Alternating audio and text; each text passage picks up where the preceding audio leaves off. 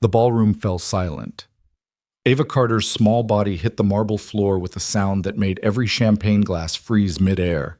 Her mother, the untouchable Evelyn Carter, CEO of Manhattan's most powerful real estate empire, dropped to her knees in a $5,000 gown and screamed for help that wouldn't come. The city's elite stood paralyzed, useless in their tuxedos and diamonds. Then the man she'd thrown into the rain 60 seconds earlier came crashing back through the doors, the homeless-looking stranger she'd judged, the nobody she'd dismissed, and he was the only one who knew how to save her dying daughter. This is a story about power, pride, and the stranger who changed everything. Stay until the end, hit that like button, and drop a comment telling me what city you're watching from. I want to see how far this story travels. The rain hit like punishment. November in New York City didn't mess around. It came cold, mean, and relentless. The kind of weather that made you question every decision that brought you outside. The streets around the Grand Lexington Hotel gleamed with wet black asphalt, reflecting the golden glow pouring from the hotel's towering entrance. Valets in burgundy uniforms hustled beneath oversized umbrellas, escorting guests from their town cars and Maybachs like fragile cargo too expensive to get wet. Inside, the Lexington's grand ballroom looked like money had gotten drunk and redecorated. Crystal chandeliers the size of small cars hung from vaulted ceilings. Ice sculptures shaped like swans melted slowly beside champagne fountains. A string quartet played something elegant and forgettable in the corner, while waiters in white gloves circulated with trays of food nobody actually ate, just moved around their plates for appearance. This wasn't a party. It was a performance. The annual Winter Hope Charity Gala drew Manhattan's upper crust like moths to a very expensive flame. CEOs, hedge fund managers, real estate moguls, politicians who smiled too much. Everyone who mattered, or thought they did, packed into one glittering room to write tax-deductible checks and pretend they cared about poor people for exactly 4 hours. At the center of it all stood Evelyn Carter, 30 years old, 5'7" in heels that cost more than most people's rent, dark hair pulled back in a severe bun that said, "I don't have time for your bullshit." Her black evening gown was simple, elegant, and viciously expensive, the kind of dress that made other women hate her on sight. She wore minimal jewelry, didn't need it. Her presence was the accessory. Evelyn Carter didn't attend events. She commanded them. She stood near the center of the ballroom holding a glass of champagne she hadn't touched, nodding politely while some venture capitalist explained cryptocurrency like she hadn't already made $3 million shorting his favorite coin last quarter. Her expression remained perfectly neutral, pleasant enough to avoid rudeness, cold enough to prevent follow-up questions. People thought Evelyn was ice. They weren't entirely wrong. She'd built Meridian Development from the ground up in 6 brutal years, turning a failing commercial property firm into one of the fastest-growing real estate companies in the Northeast. 23 active projects, $400 million in revenue last year. Zero tolerance for weakness, excuses, or inefficiency. The business magazines called her a visionary. Her competitors called her a machine. Her 8-year-old daughter, Ava, just called her mom. Though lately, even that felt complicated. Evelyn glanced across the ballroom where Ava sat at a corner table with the daughter of a board member, both girls picking at desserts they weren't interested in. Ava wore a navy blue dress Evelyn had picked out, her light brown hair falling in careful curls that had taken the stylist 40 minutes. She looked beautiful, perfect, also miserable. Ava caught her mother's eye and offered a small, dutiful smile, the kind children learn when they know what's expected. Evelyn smiled back, brief, controlled, then returned her attention to the venture capitalist still talking. Somewhere between building an empire and raising a daughter alone, Evelyn had perfected the art of being in 2 places at once, while fully present in neither. She'd lost her husband, Marcus, 4 years ago. Heart attack, sudden, cruel. One day he was coaching Ava's soccer team, the next he was gone, leaving Evelyn with a 4-year-old daughter, a struggling company, and a choice: fall apart or become something harder than grief. She chose the latter. Some people thought that made her strong. Others thought it made her cold. Evelyn didn't particularly care either way. Caring required energy better spent elsewhere. "Ms. Carter?" A young assistant approached nervously, clutching a tablet like a shield. "Sorry to interrupt. Security flagged someone at the entrance. They're asking if you want them to handle it quietly or..." "What's the issue?" A man showed up with a child, says he has an invitation, but he doesn't exactly. The assistant hesitated, choosing words carefully. He doesn't fit the profile. Evelyn's expression didn't change. Meaning? Meaning he looks homeless. Across the ballroom, laughter erupted from a group of hedge fund managers celebrating something that probably involved other people's money. Evelyn set down her untouched champagne. I'll handle it. She moved through the crowd with practiced efficiency, heels clicking against marble. People stepped aside automatically.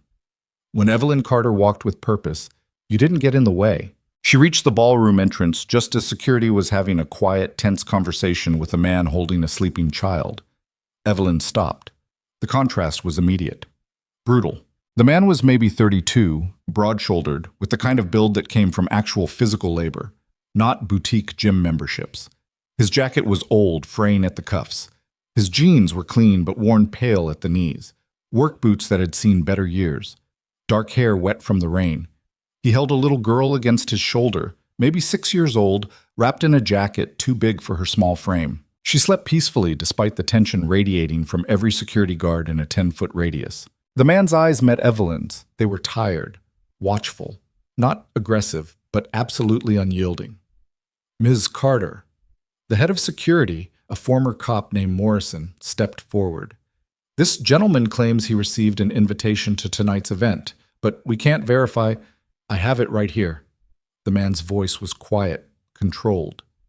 He shifted the sleeping girl carefully and reached into his jacket, pulling out a slightly crumpled envelope. Morrison took it, examined the contents, then looked at Evelyn with an expression that said technically legitimate, but come on. Evelyn didn't take the envelope. She looked at the man instead. Really looked. His clothes were wrong. His shoes were wrong. Everything about him screamed doesn't belong, and in Evelyn's world, appearance mattered. Perception mattered. Control mattered. And right now, this man was a problem. Sir. Her voice was polite, firm, final.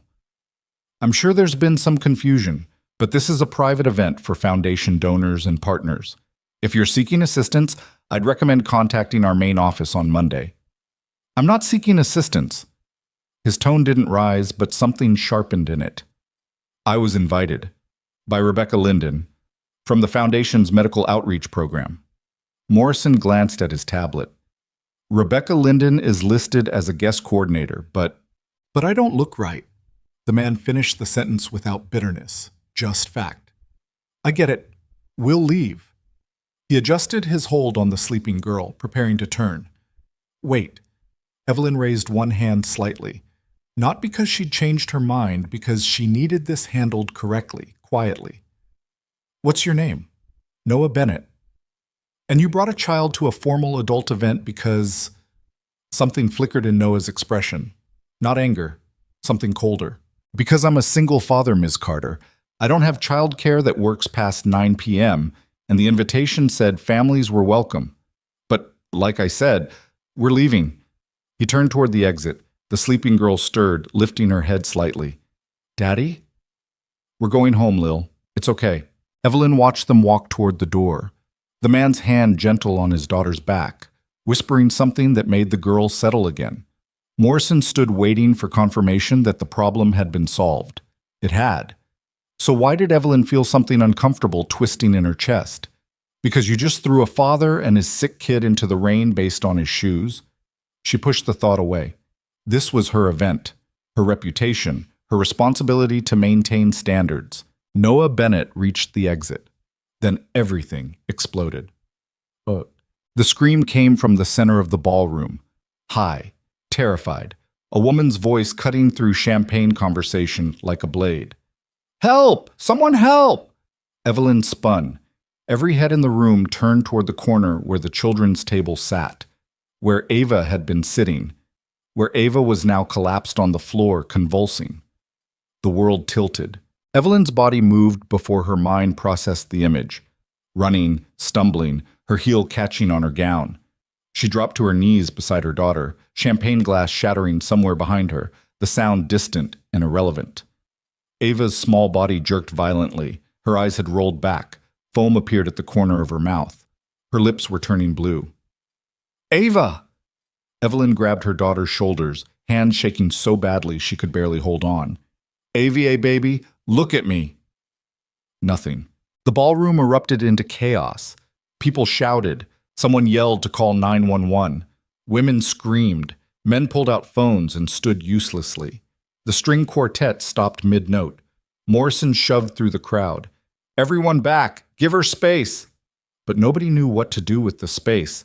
Evelyn looked up desperately at the circle of frozen faces. Help her! Somebody do something! Silence. These were the most powerful people in New York, masters of the universe, titans of industry, and not one of them knew how to save a dying child. Ava's convulsions worsened. Her small body arched. The blue in her lips deepened. Evelyn heard herself making sounds, animal sounds, nothing human, her hands hovering uselessly over her daughter because she didn't know what to touch, what to do, how to stop this. She's dying. Right here. Right now. And I can't stop it. Then someone crashed through the crowd. Not carefully, not politely, like a truck. Hands grabbed Evelyn's shoulders and moved her aside. Not rough, but absolutely firm. Ma'am, I need you to step back. Noah Bennett dropped to one knee beside Ava, his sleeping daughter suddenly gone. Handed off to someone, somewhere, it didn't matter. His focus was total. How long has she been seizing? His voice cut through the chaos like command. I don't... Evelyn couldn't form words. How long? 30 seconds, maybe 40. Noah's hands moved with frightening speed and absolute precision.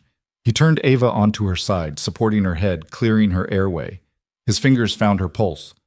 She's in SVT, supraventricular tachycardia, heart's beating too fast. Does she have a cardiac history? Evelyn nodded, tears streaming. Diagnosed last year. She takes medication. What medication? I can't remember. Does anyone have ice? Noah's voice boomed across the ballroom. I need ice and cold water, now! 3 waiters sprinted toward the bar. Noah's hands never stopped moving. He loosened Ava's dress collar, checked her breathing, maintained her position. His voice dropped, suddenly gentle. Ava, sweetheart, can you hear me? My name's Noah. I'm going to help you, okay? I need you to try to stay calm. The girl's eyes fluttered, but didn't focus. A waiter appeared with a bucket of ice water. Noah grabbed a cloth napkin, soaked it, then pressed it firmly against Ava's face, over her eyes, her forehead. What are you doing? Evelyn lunged forward. Morrison caught her. Let him work. Vagal maneuver, Noah said without looking up. Cold stimulation. It can reset her heart rhythm. He held the freezing cloth in place, counting under his breath. 1 Mississippi, 2 Mississippi, 3 Mississippi. Ava's convulsions began slowing. Come on, sweetheart, come on. The blue started fading from her lips. That's it, Ava. You're doing great. Ava's eyes opened, focused. She gasped, a deep, terrible inhale, then started crying. Noah immediately turned her into recovery position, supporting her head. It's okay. You're okay now. Just breathe. Nice and slow. Ava sobbed, confused and terrified. Noah kept talking, his voice steady and warm. I know it's scary, I know. But the scary part's over. You're safe. Your mom's right here. Evelyn crawled forward, taking Ava's small hand. Baby, I'm here. Ava turned her head, tears streaming. Mommy, I've got you. Sirens wailed in the distance, growing closer. Noah checked Ava's pulse. The cow basse. Pull again, then looked at Evelyn directly. Paramedics are 2 minutes out. Her rhythm's stabilizing, but she needs a hospital. They'll probably run an EKG, maybe adjust her medication dosage. She's going to be okay. Evelyn stared at him. This man. This stranger she'd thrown into the rain 60 seconds before her daughter collapsed. This nobody who'd just saved Ava's life. How did you... Her voice broke. How did you know what to do? Noah's expression was unreadable. I was a combat medic. Army. 3 tours. Then he stood, located his daughter, sitting quietly with a security guard near the wall, and walked over to pick her up. The little girl wrapped her arms around his neck. Is the other girl okay, Daddy? Yeah, Lil, she's okay. You helped her. I did. That's good. Noah kissed the top of her head, then turned toward the exit. Morrison stepped forward. Sir, wait! But Noah didn't wait.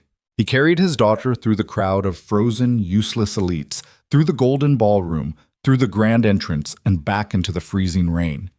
And Evelyn Carter, untouchable, unshakable, ice-cold Evelyn Carter, sat on the marble floor in her $5,000 gown, holding her daughter and crying so hard she couldn't breathe, because the man she'd judged had just saved the only thing in the world she actually loved. Thoughts up.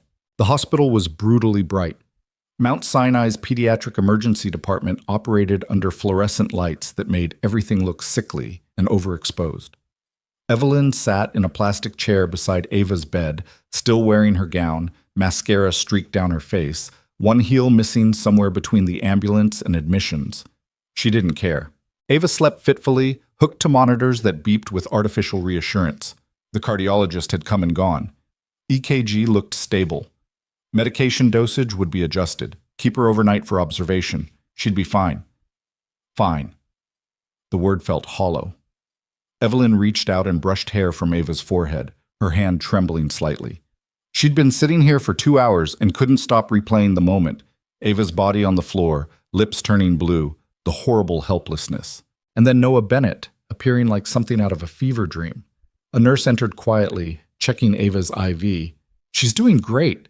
Heart rate's been steady for the last 90 minutes. Thank you. The nurse hesitated. The man who helped her at the hotel. Is he family? Evelyn looked up. No. Why? He's in the waiting room, has been since you arrived. He's got a little girl with him, thinks she finally fell asleep about 20 minutes ago. Something tightened in Evelyn's chest. He's still here? Yeah. Wouldn't leave until he knew your daughter was stable. The nurse smiled slightly. We don't see that much anymore. People helping strangers. She left. Evelyn sat frozen. Noah Bennett was still here, waiting, after she'd humiliated him, after she'd judged him, after she'd thrown him out like garbage. He'd come back, saved Ava, and stayed. Evelyn stood slowly, kissed Ava's forehead, then walked barefoot through the sterile hospital corridors toward the waiting room. She found him in the corner, still wearing the same worn jacket, jeans damp from the rain. His daughter, Lily, he'd called her, slept curled against his side, wrapped in his jacket. Noah sat with one arm around her, the other hand holding a paper cup of coffee he clearly hadn't touched. He looked exhausted. When he saw Evelyn approaching, he didn't stand, just met her eyes with that same unreadable expression. Evelyn stopped a few feet away. For a long moment, neither of them spoke. Then Evelyn's voice came out smaller than she'd ever heard it. She's stable. Noah nodded once. Good. They're keeping her overnight, adjusting her medication. Makes sense. Silence. Evelyn's hands twisted together. You stayed. Wanted to make sure she was okay. You didn't have to do that. Noah looked at her for a long moment. Yeah, I did.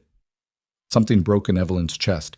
She sat down heavily in the chair across from him, suddenly too tired to stand. I'm sorry, her voice cracked. I'm so sorry. What I did tonight, how I treated you. You don't need to apologize. Yes, I do. Evelyn looked at him directly. I judged you. I looked at your clothes, your shoes, and I decided you didn't belong. I didn't listen. I didn't ask. I just threw you out. Noah shifted slightly, careful not to wake Lily. You were protecting your event, your people. I get it. No. Evelyn shook her head. You don't get it. Because 2 minutes after I threw you into the rain, my daughter almost died. And you, the man I'd just humiliated, you came back. You saved her. And I don't... Her voice broke completely. I don't understand why. Noah's expression softened slightly. You want the complicated answer or the simple one? Either. Simple answer? I'm a medic. Someone needed help. That's what I do. And the complicated one? Noah looked down at his sleeping daughter. The complicated answer is that every time I see a kid in trouble, I see Lily. And I remember what it feels like to be terrified and helpless and praying someone, Anyone knows what to do. He met Evelyn's eyes again. I wouldn't wish that on anyone, not even someone who threw me into the rain. Evelyn's vision blurred with fresh tears. Thank you for saving her, for staying, for being better than I deserved. Noah didn't respond to that, just sipped his cold coffee and looked at nothing in particular. Evelyn wiped her eyes with the back of her hand, suddenly aware of how completely destroyed she must look. Can I ask you something? Sure. Why did you come to the gala? Rebecca Linden, you said she invited you? Noah nodded slowly. Rebecca runs the Foundation's medical outreach program. Lily has chronic lung issues, recurring infections, complications. Every hospital visit costs money I don't have. He glanced at his daughter. Rebecca thought the Foundation might be able to help, said I should come to the gala, talk to donors, make connections. Evelyn felt sick, and instead I threw you out before you could speak to anyone. Like I said, you were protecting your event. Stop letting me off the hook. Noah actually smiled slightly at that. You want me to yell at you? I want you to be honest. The smile faded. Honest? Okay. Yeah, it sucked. Getting judged like that in front of everyone, getting thrown out like I was trying to rob the place, explaining to my 6-year-old daughter why we had to leave. He paused. But I've had worse days. And your daughter almost died tonight, so I'm thinking you've had worse days too. We can call it even. Evelyn stared at him. You're serious? Pretty much. You're insane. Also possible. Despite everything, Evelyn felt something close to a laugh trying to escape. She stopped it. Barely. Noah shifted Lily slightly, adjusting his jacket around her shoulders. The girl murmured something in her sleep, but didn't wake. Evelyn watched them. This father and daughter who'd walked into her world for 5 minutes and completely upended it. Where do you live? She asked quietly. Bronx, Tremont. Evelyn knew the neighborhood, working class, rough around the edges, not terrible, but not easy. What do you do? For work? Construction mostly, whatever pays. I was a medic in the Army, but the certification process for civilian paramedic work is expensive. Haven't been able to afford it yet. Because of Lily's medical bills. Noah didn't confirm or deny, just looked at his sleeping daughter. Evelyn made a decision. I want to help you. Noah's head came up. No, I haven't even told you what... I don't need charity, Ms. Carter. It's not charity. It's guilt. Noah's voice remained quiet but firm. You feel bad about tonight, so you want to throw money at me to make yourself feel better. I appreciate the thought, but no thanks. Evelyn felt her spine straighten, the CEO voice returning automatically. You don't know what I was going to offer. Doesn't matter. You have a sick daughter and medical debt. That's my problem. It doesn't have to be Ms. Carter. Noah looked at her directly. I appreciate what you're trying to do, but I've been taking care of Lily on my own for 5 years. We manage. We're fine. Are you? The question hung in the air. Noah's jaw tightened. We're surviving. Surviving isn't the same as fine. It's what we've got. Evelyn recognized the wall when she hit it, the same wall she'd built around herself years ago, the one that kept pity out and pride intact. She stood slowly. Okay, I understand. Noah watched her carefully.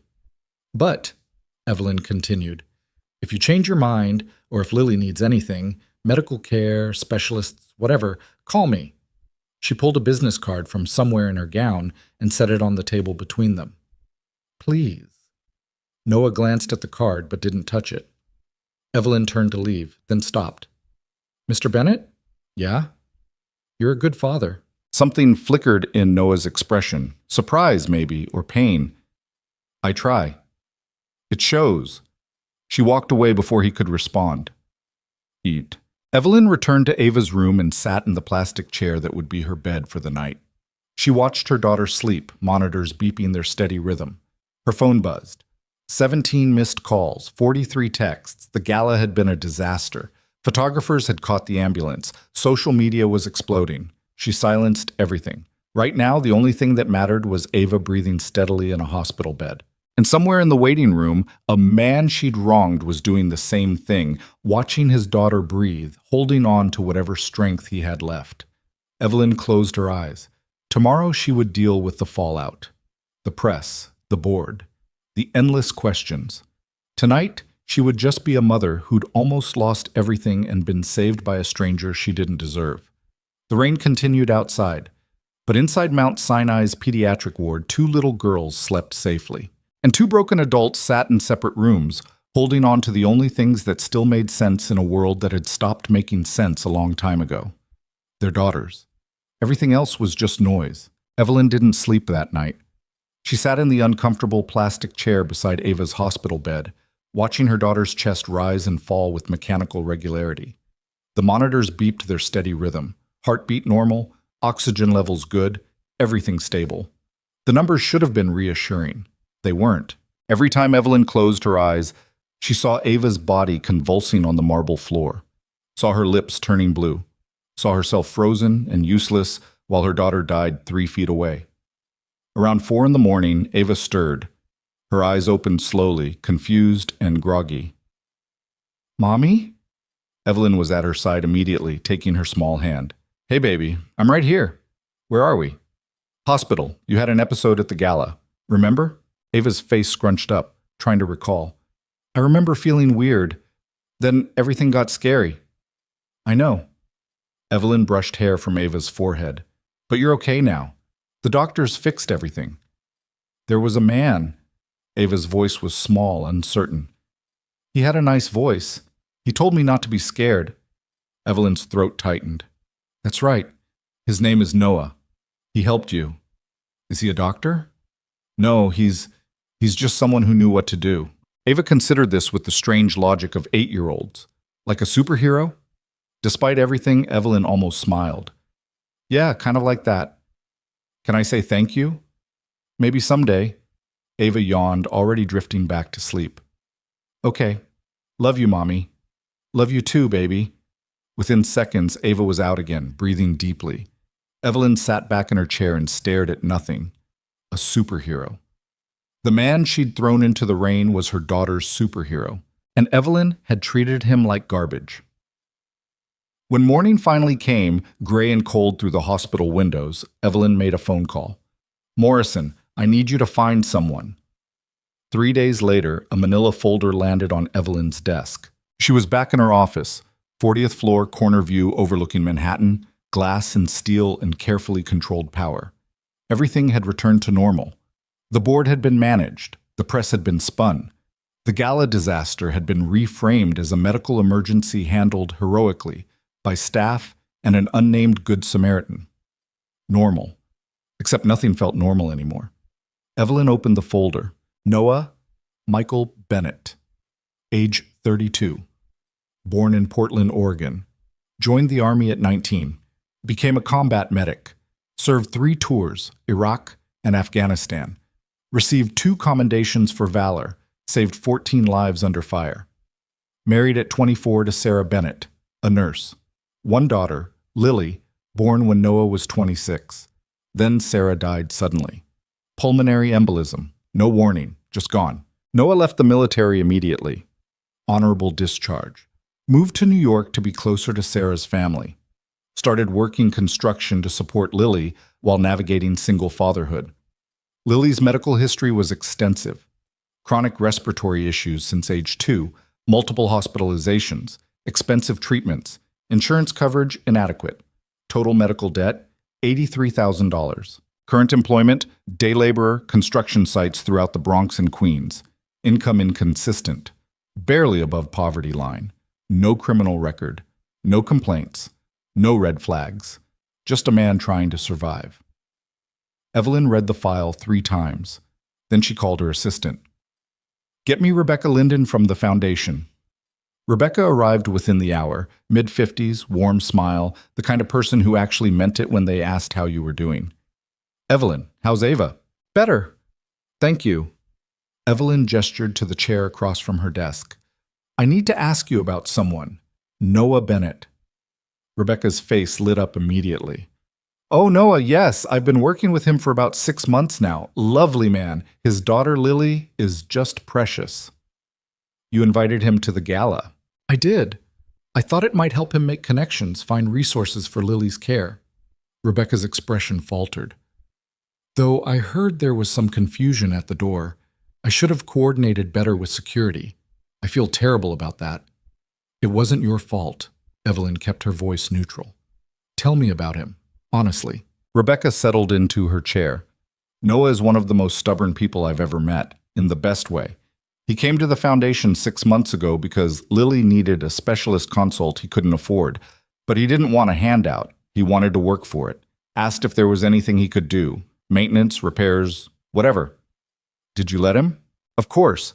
He fixed our entire HVAC system for free, rewired the basement, built storage shelves, refused payment. Rebecca shook her head, smiling. I finally convinced him to at least let us cover Lily's specialist appointment. Took me 3 weeks of arguing. Evelyn studied the woman across from her. Why does he refuse help? Pride, partly, but also... Rebecca paused, choosing words carefully. I think Noah spent so many years being the one who saves people in the military, as a medic, that he doesn't know how to be the one who needs saving. It's not in his wiring.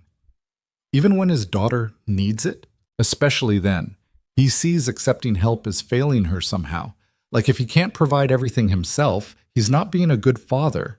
Rebecca's voice softened. Which is nonsense, of course. He's an excellent father. Lily adores him, but try telling Noah that. Evelyn looked down at the folder again. $83,000 in medical debt, day labor wages, a 6-year-old daughter with chronic health issues, and the man refused charity. What if I offered him a job? Rebecca raised an eyebrow. What kind of job? I have a project, the Meridian Housing Development. It's a mixed-use complex designed for low-income families with a medical center specifically for children with chronic conditions. Evelyn tapped the folder. Noah has military experience, medical training, and construction skills. He could oversee safety operations. Make sure everything's built to proper standards. That's a real position? It will be. Rebecca studied her carefully. This isn't about guilt over what happened at the gala, is it? No. Evelyn met her eyes. This is about putting the right person in a position where he can actually make a difference, and maybe getting him to accept help in the process. He'll refuse. Probably. He's very stubborn. So am I. Rebecca smiled. Well, in that case, this should be interesting. Evelyn found Noah's address in the file. The next morning, she drove to the Bronx herself. Tremont was exactly what she expected. Working-class neighborhood, narrow streets, buildings that had seen better decades. Not dangerous, just worn down. Tired. Noah's building was a walk-up, brown brick, iron fire escape zigzagging down the front like a scar. Evelyn parked her Mercedes and immediately felt a dozen eyes watching from windows and stoops. She didn't belong here any more than Noah had belonged at the Lexington. The irony wasn't lost on her. She climbed 3 flights of stairs that smelled like cooking oil and old carpet, then knocked on apartment 3C. Footsteps. The door opened. Noah stood there in jeans and a plain gray t-shirt, barefoot, clearly not expecting company. His expression went from surprise to guarded in about half a second. Miss Carter? Mr. Bennett, I'm sorry to show up unannounced. Can I come in? He hesitated, then stepped aside. The apartment was small, brutally small. 1 bedroom visible through an open door, bunk beds, stuffed animals, children's drawings taped to the wall. The main room served as living room and kitchen combined, maybe 300 square feet total. But it was clean, organized. A small table by the window held homework papers and colored pencils arranged in neat rows. Lily sat on a worn couch watching cartoons wrapped in a blanket. When she saw Evelyn, her eyes went wide. Daddy, there's a fancy lady here. Despite everything, Evelyn smiled. Hi, Lily, I'm Evelyn. Are you a princess? No, just a regular person. Lily looked skeptical. You're dressed like a princess. Evelyn glanced down at her business suit. Armani, probably worth more than 3 months of Noah's rent. Fair point. Noah moved to the couch, checking Lily's forehead with the back of his hand. How you feeling, Lil? Good. Can I have juice? In a minute. Let me talk to Miss Carter first, okay? Okay. Lily returned to her cartoons, already losing interest in the fancy lady. Noah gestured toward the small kitchen area. Evelyn followed. They stood awkwardly in the space between the refrigerator and the counter, close enough that she could smell his laundry detergent, something cheap and pine-scented. How's Ava? Noah asked quietly. Good. Better. The medication adjustment helped. Evelyn paused. She asked about you, wanted to say thank you. She doesn't need to. She calls you her superhero. Something flickered in Noah's expression. Embarrassment, maybe. Kids have active imaginations. She's not wrong. Noah didn't respond to that, just waited for Evelyn to explain why she was standing in his kitchen. Evelyn pulled an envelope from her bag. I have a proposition. I told you, it's not charity, it's a job offer. That stopped him. What? I'm developing a housing project in Queens, the Meridian Development. It's designed for low-income families with children who have medical needs. There's a full pediatric center being built into the complex. She handed him the envelope. I need someone to oversee safety operations, someone who understands both construction and medical requirements, someone who won't cut corners. Noah opened the envelope slowly, scanning the papers inside. His eyes widened slightly at the salary figure. This is market rate for the position. This is 3 times what I make now. Like I said, market rate. Noah looked up from the papers. Why me? Because you're qualified. Military experience, medical training, construction background. You're exactly what the project needs. There are 1,000 guys with those qualifications. Maybe, but I've met you. I've seen what you do when it matters. Evelyn kept her voice steady. I want someone who actually cares. Someone who won't look the other way if something's wrong. Someone who'll protect the people living there. Noah set the papers on the counter. This is guilt. No, this is business. You feel bad about the gala. Of course I feel bad about the gala. Evelyn's voice sharpened. I was wrong. I was cruel. I judged you based on appearance, and I'm sorry. But this offer has nothing to do with that. This is about the Meridian Project needing someone competent and you needing stable income with benefits that include health insurance. That last part landed. Noah's jaw tightened. Health insurance that would cover Lily, Evelyn continued quietly. Fully, including specialists. Noah looked toward the living room where his daughter sat wrapped in a blanket, still recovering from her latest infection. I can't accept this. Why not? Because it feels like what? Like someone's offering you a legitimate job that you're qualified for? Like maybe you don't have to carry everything alone anymore? Noah's hands gripped the counter edge. You don't understand. Then explain it to me. I've been taking care of Lily by myself for 5 years. Every hospital bill, every infection, every late night, every terrifying moment, I handled it. Me, nobody else. His voice was tight, controlled, but something raw leaked through. If I start accepting help now, it feels like admitting I couldn't do it, like I failed. That's the stupidest thing I've ever heard. Noah's head snapped up. Evelyn held his gaze. You're not failing. You're surviving, and barely. And your daughter is sick, and you're drowning in debt, and you're too stubborn to grab the lifeline because of some misguided idea about strength. She leaned forward slightly. You know what actual strength is? Accepting help when you need it. Putting your daughter's needs above your pride. Doing whatever it takes to give her a better life. I am doing whatever it takes. Basmat, are you? Because from where I'm standing, you're working yourself to death for poverty wages while your daughter needs medical care you can't afford. That's not strength. That's martyrdom. The words hung between them like an accusation. Noah stared at her, something dangerous flickering in his expression. You don't know anything about my life. You're right. I don't. Evelyn's voice softened. But I know what it's like to lose a spouse. I know what it's like to raise a sick child alone. I know what it's like to work yourself numb just to avoid feeling anything else. Noah's expression shifted. Surprise. Recognition. I spent 4 years after my husband died building a company because it was easier than being a mother. Evelyn continued. I told myself I was providing for Ava, securing her future. Really, I was just hiding. From grief. From fear. From the terrifying reality that I might lose her too. Her voice cracked slightly. And I almost did. 3 nights ago, I almost lost the only thing that matters because I was too busy protecting my pride to see what actually needed protecting. She picked up the job offer and held it out to him. So don't make my mistake, Noah. Don't let pride cost you everything. Take the job. Get Lily the care she needs. And maybe, Just maybe, let someone help you for once. Noah looked at the envelope in her hand, then at Lily, still watching cartoons, oblivious to the conversation happening 10 feet away. Then back at Evelyn. This is a real position, not something you created just for me? The position is real. I was planning to hire someone next month. You're just moving up the timeline. And if I screw it up?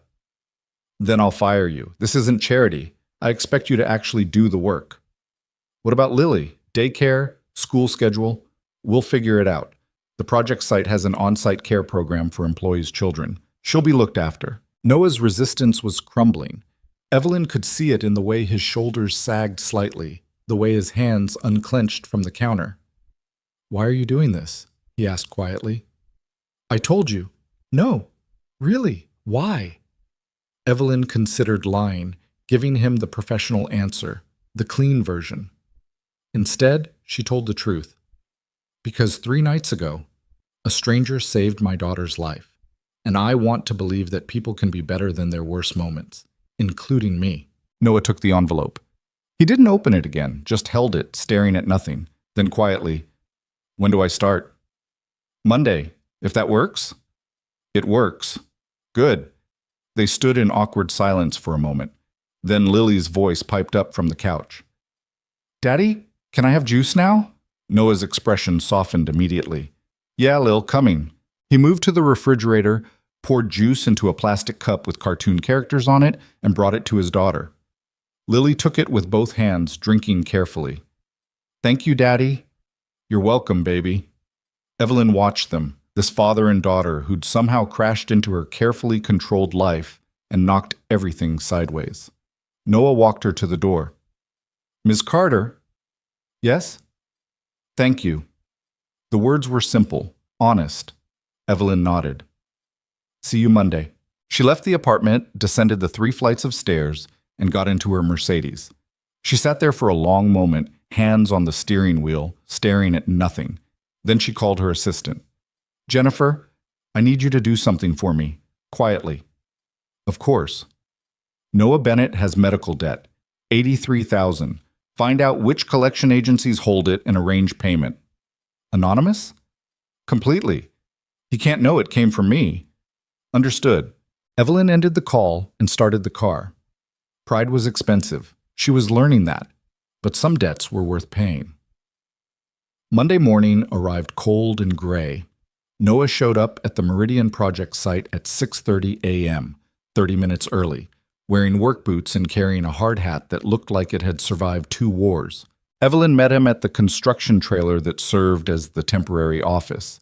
She'd arrived at 6, unable to sleep, telling herself it was because she wanted to personally onboard him. Really, she just wanted to make sure he showed up. Mr. Bennett. Miss Carter. He glanced around the active construction site.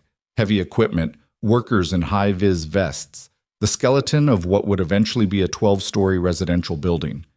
This is a serious operation. $70 million investment, 400 residential units, full medical center. Yes, it's serious. Noah whistled low. And you want me overseeing safety? That's the job. I've done construction work, but nothing on this scale. Then you'll learn. Come on, I'll show you around. She led him through the site, explaining the project scope.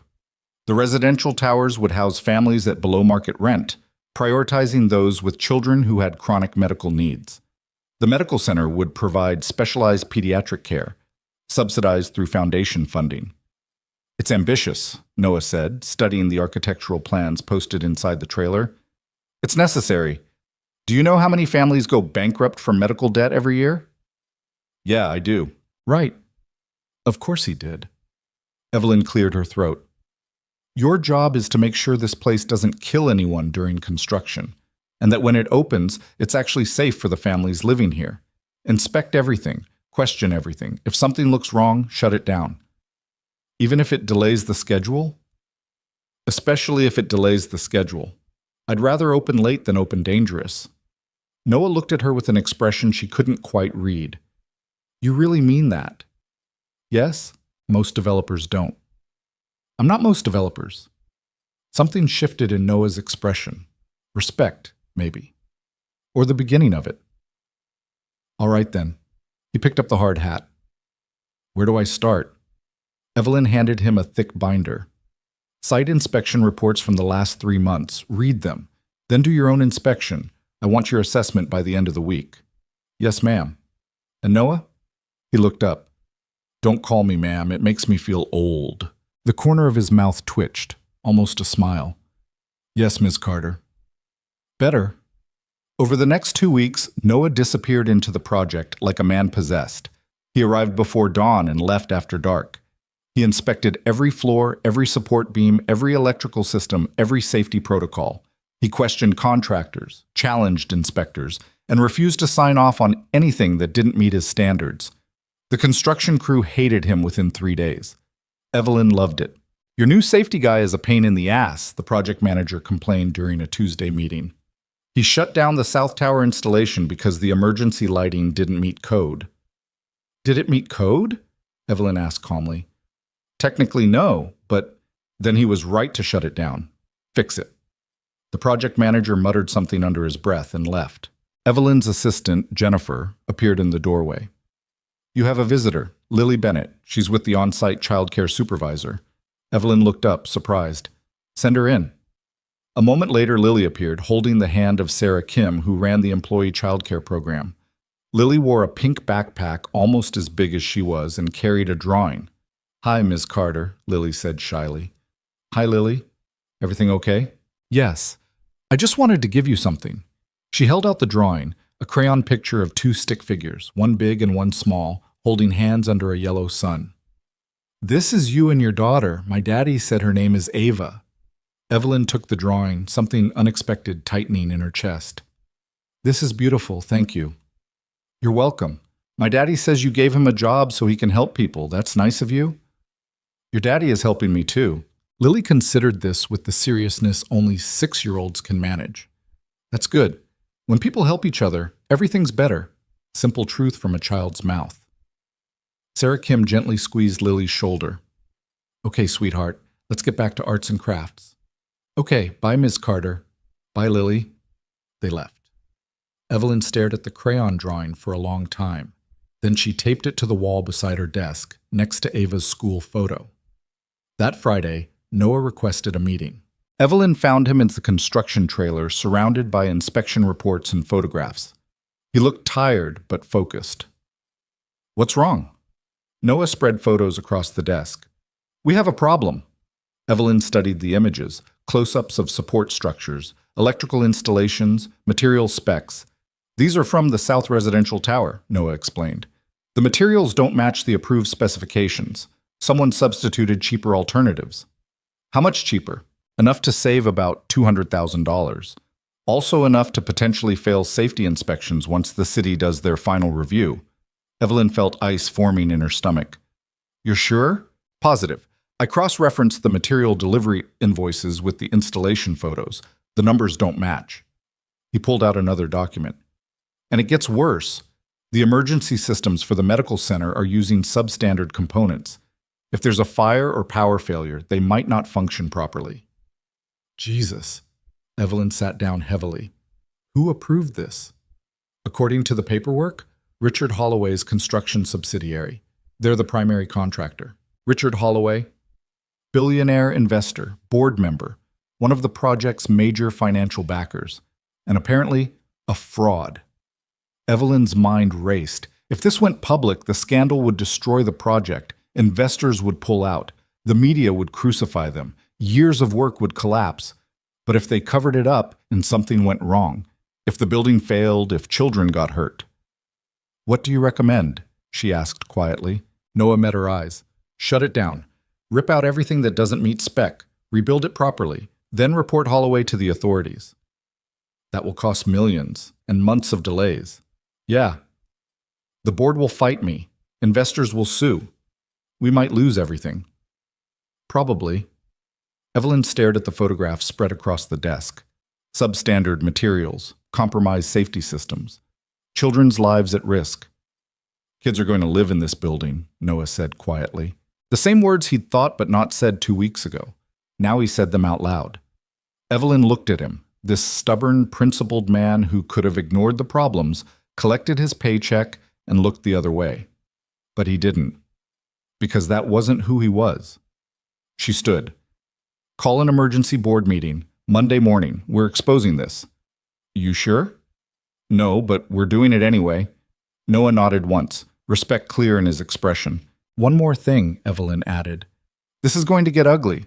Holloway has powerful friends, lawyers, connections. Are you prepared for that? Miss Carter, I've been shot at in 3 different countries. I think I can handle some lawyers. Despite the situation's gravity, Evelyn almost smiled. All right then. Let's go to war. The board meeting was exactly as ugly as predicted. Richard Holloway arrived with 2 attorneys, a PR consultant, and an expression of wounded outrage that would have won awards. This is absurd, he declared, standing at the head of the conference table like he owned it. You're accusing me of fraud based on the paranoid ravings of some construction worker. Combat medic, Noah corrected quietly from his seat.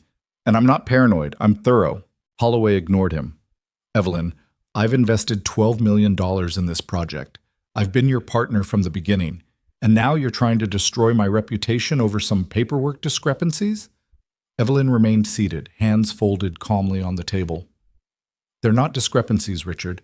They're criminal violations. You substituted substandard materials, falsified inspection reports, and endangered future residents. That's fraud. That's a misunderstanding.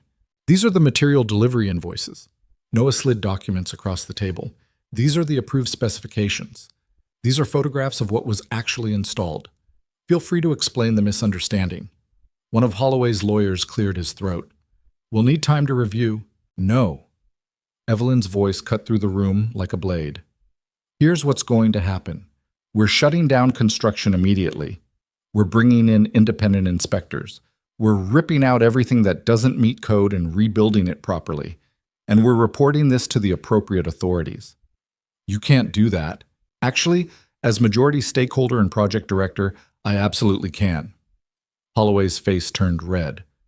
This will destroy the project. You'll lose everything. Maybe, but at least I'll be able to sleep at night. You're making a huge mistake. The mistake was trusting you. Holloway slammed his hand on the table. I'll sue. I'll bury you in legal fees. I'll make sure you never work in this city again.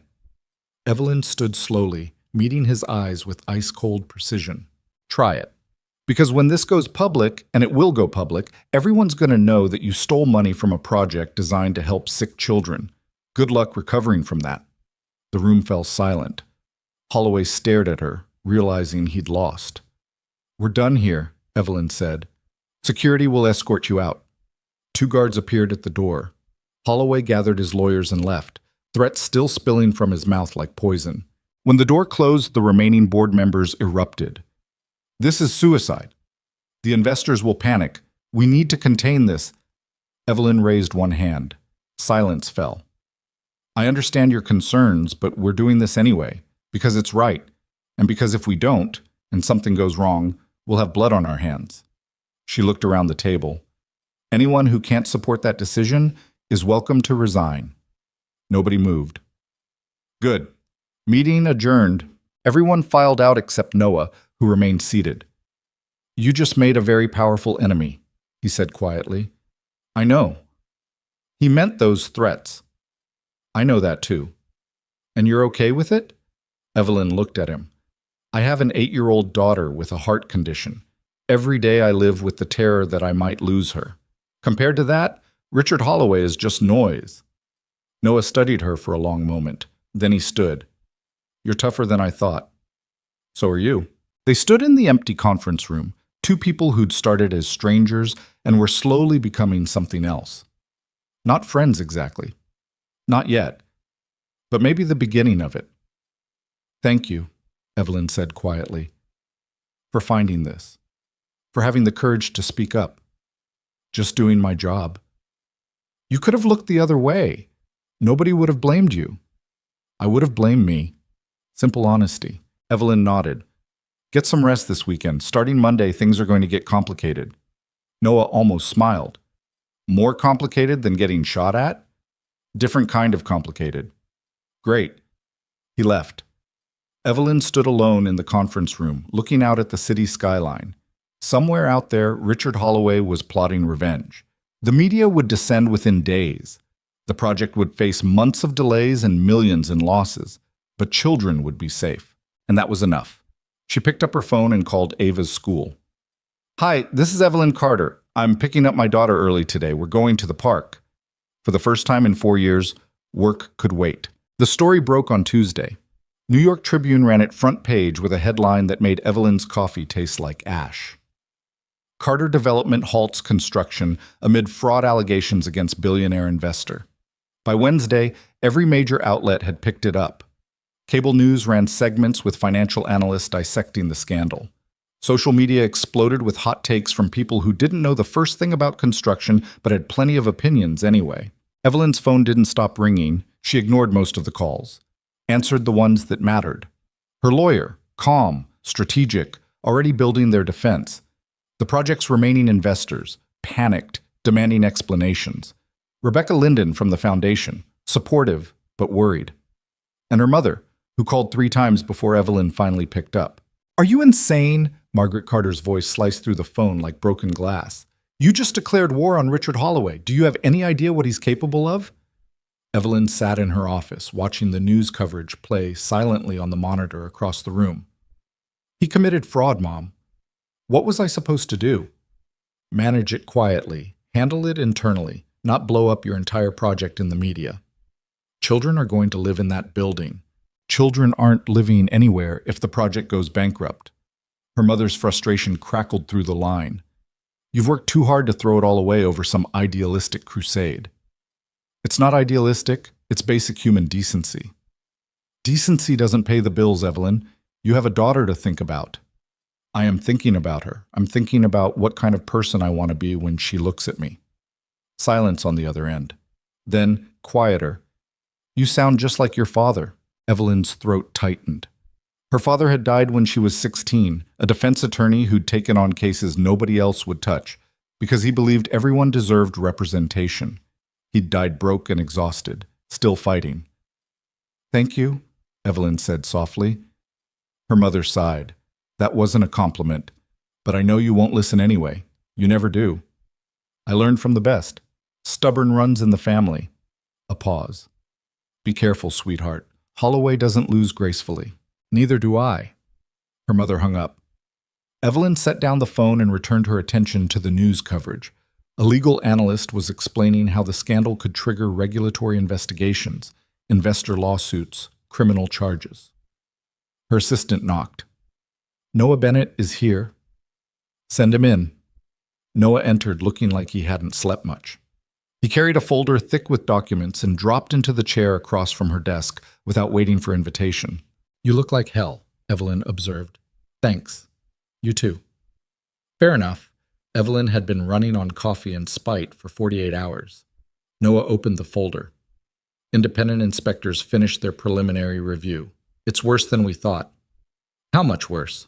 "Electrical systems in both towers need complete replacement. HVAC in the medical center is compromised.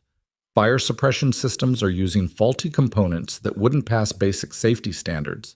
He slid photographs across the desk. "Holloway didn't just cut corners. He gutted the entire safety infrastructure." Evelyn studied the images, anger building slowly in her chest. "What's the damage estimate?" 4.3 million, maybe more once we get into the walls." "Jesus." "Yeah."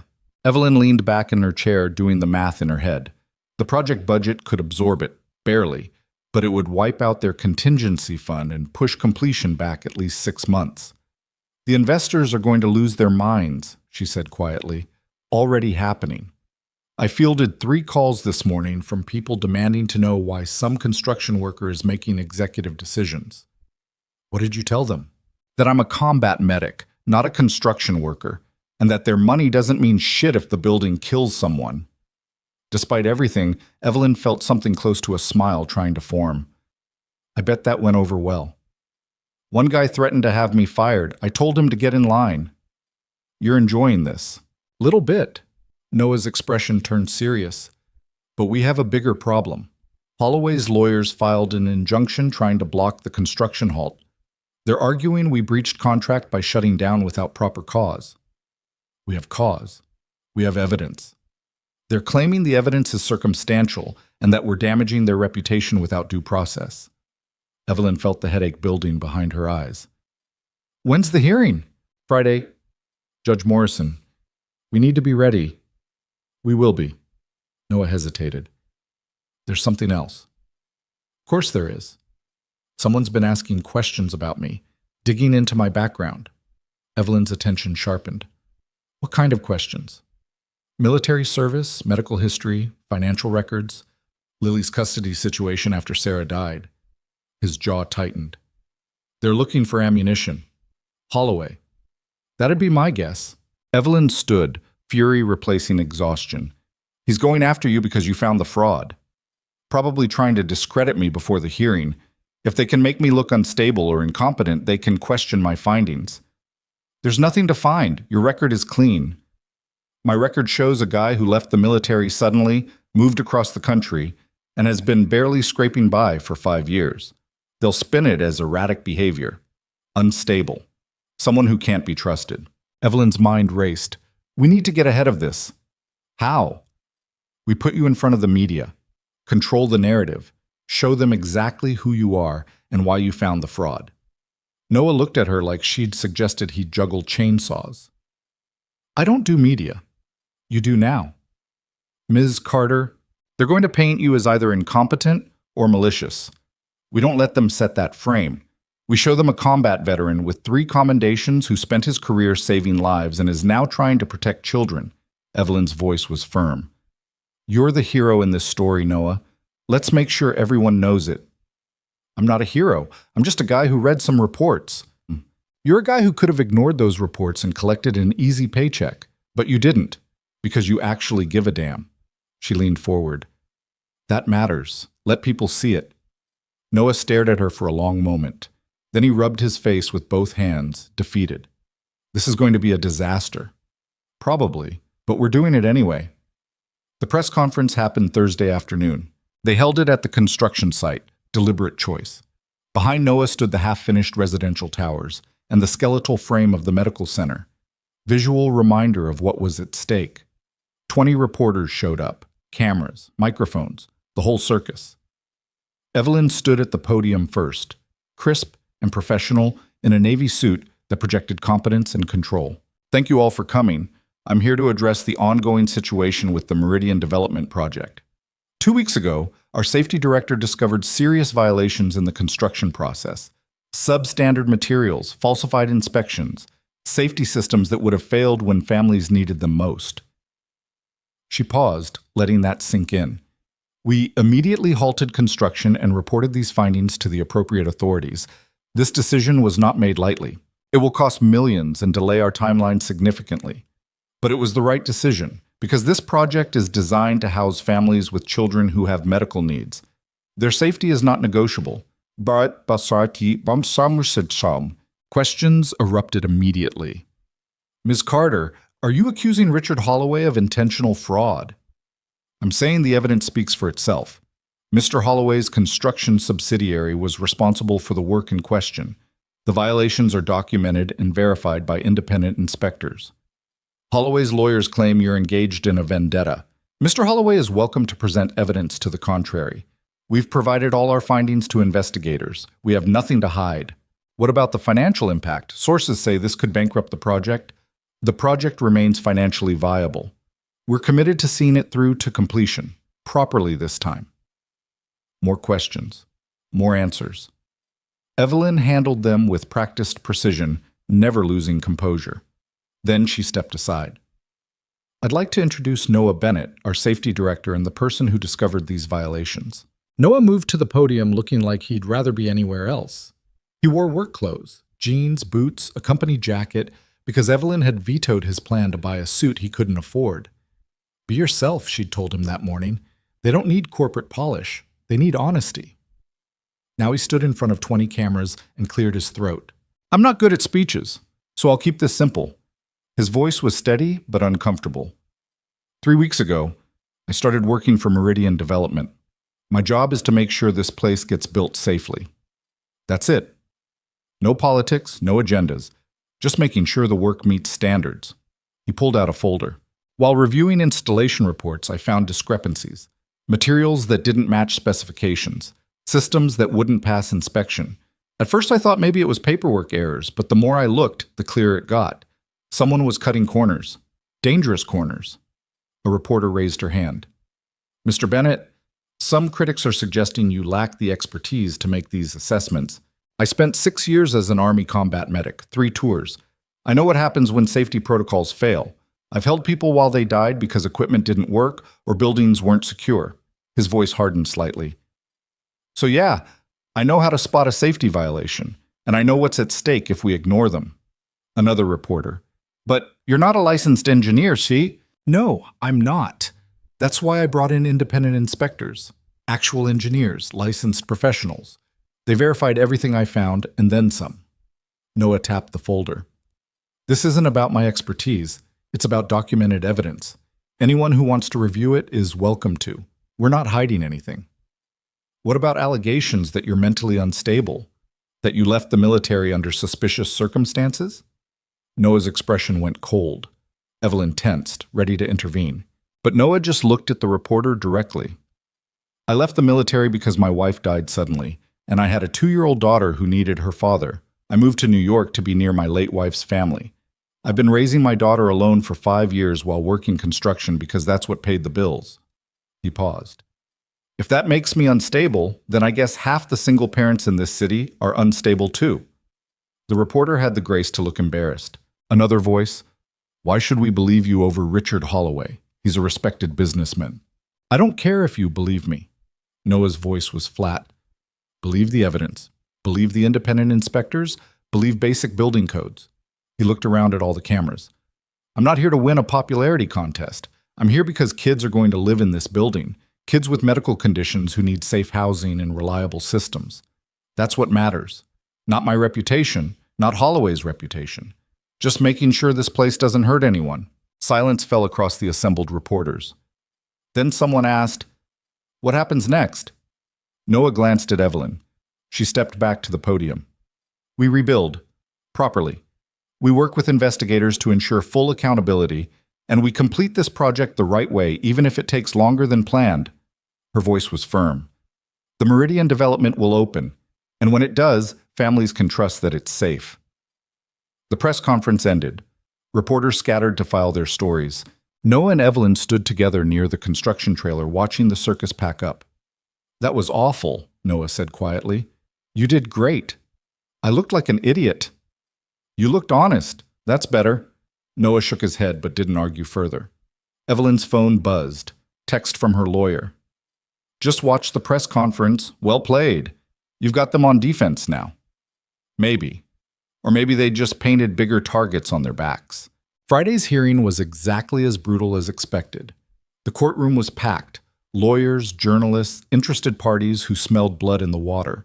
Judge Morrison presided with the patience of someone who'd seen too many corporate fights and had stopped being impressed decades ago. Holloway's legal team came prepared. 3 attorneys in expensive suits, armed with briefcases full of contracts and procedural arguments. Their lead counsel, a shark named Patterson, stood first. Your Honor, this injunction is necessary to prevent irreparable harm to my client's business interests. Ms. Carter has made serious allegations without proper evidentiary foundation, causing significant damage to Mr. Holloway's reputation and financial standing. Judge Morrison looked unimpressed. Ms. Carter, you want to respond? Evelyn's lawyer, David Chen, stood. Mid-40s, sharp as a knife, with a reputation for destroying people politely. Your Honor, we have extensive evidence of building code violations, material substitutions, and falsified inspection reports, all documented and verified by independent engineers. This isn't a baseless allegation. It's a safety crisis. Patterson fired back. The so-called evidence comes from an unqualified construction worker with no engineering credentials making subjective assessments. Combat medic, Noah said from his seat behind the defense table. Patterson ignored him. And Ms. Carter's decision to halt construction without proper review violates multiple contractual obligations. Proper review? Chen's voice sharpened. Your client installed substandard electrical systems in a building designed for medically fragile children. Should Ms. Carter have waited until someone got electrocuted to take action? The judge raised one hand. Enough. I want to see this evidence. For the next 2 hours, they walked through documentation, inspection reports, material invoices, photographs, expert testimony from the independent engineers. Patterson kept fighting, throwing up procedural objections and technical challenges, but the evidence was damning. Finally, Judge Morrison leaned back in his chair. Here's what I'm seeing. Ms. Carter has documentation showing serious safety violations. Mr. Holloway's company was responsible for the work in question. Whether this constitutes intentional fraud is for investigators to determine. But Ms. Carter was well within her rights and arguably obligated to halt construction pending review. Patterson stood. Your Honor, I'm denying the injunction. Construction remains halted until the safety issues are resolved. The judge's gavel came down. And Mr. Patterson, tell your client that filing frivolous injunctions to intimidate whistleblowers doesn't play well in my courtroom. We're done here. The courtroom erupted in whispered conversations. Evelyn felt something loosen in her chest.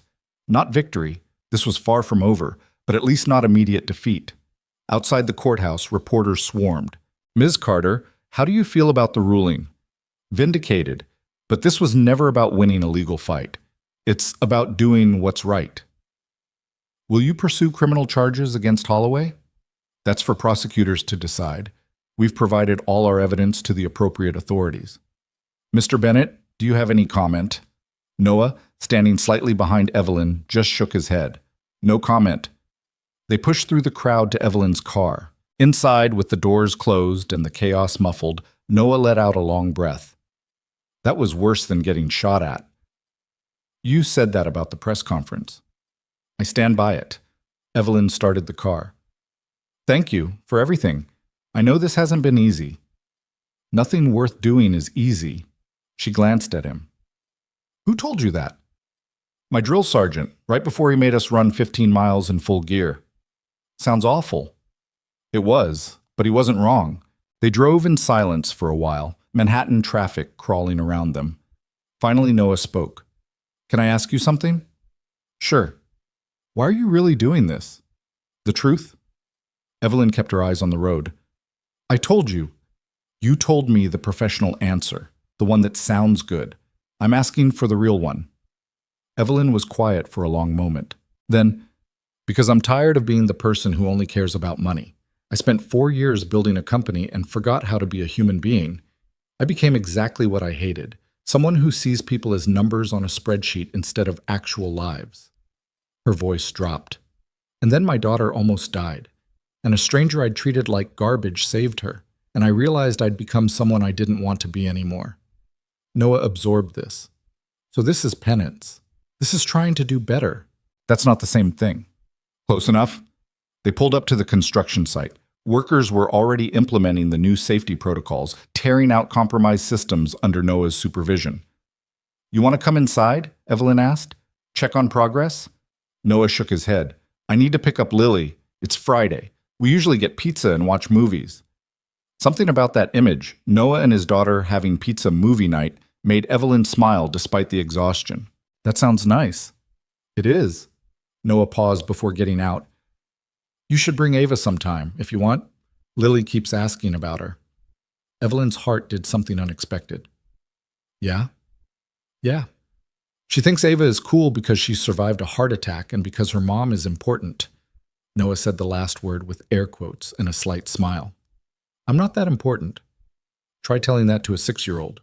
Evelyn found herself laughing. Actually, laughing for the first time in days. Okay, I'll ask Ava if she wants to. She could probably use a friend. So could Lily. He got out of the car, then leaned back through the window. Ms. Carter? Yeah? You're doing better, just so you know. Before she could respond, he walked away. Evelyn sat in her car watching him go, something warm and unfamiliar settling in her chest. Hope, maybe. Or just the beginning of it. That Sunday, Evelyn found herself standing outside Noah's apartment building with Ava, holding a bottle of wine she'd probably overpaid for and feeling more nervous than she had before any board meeting.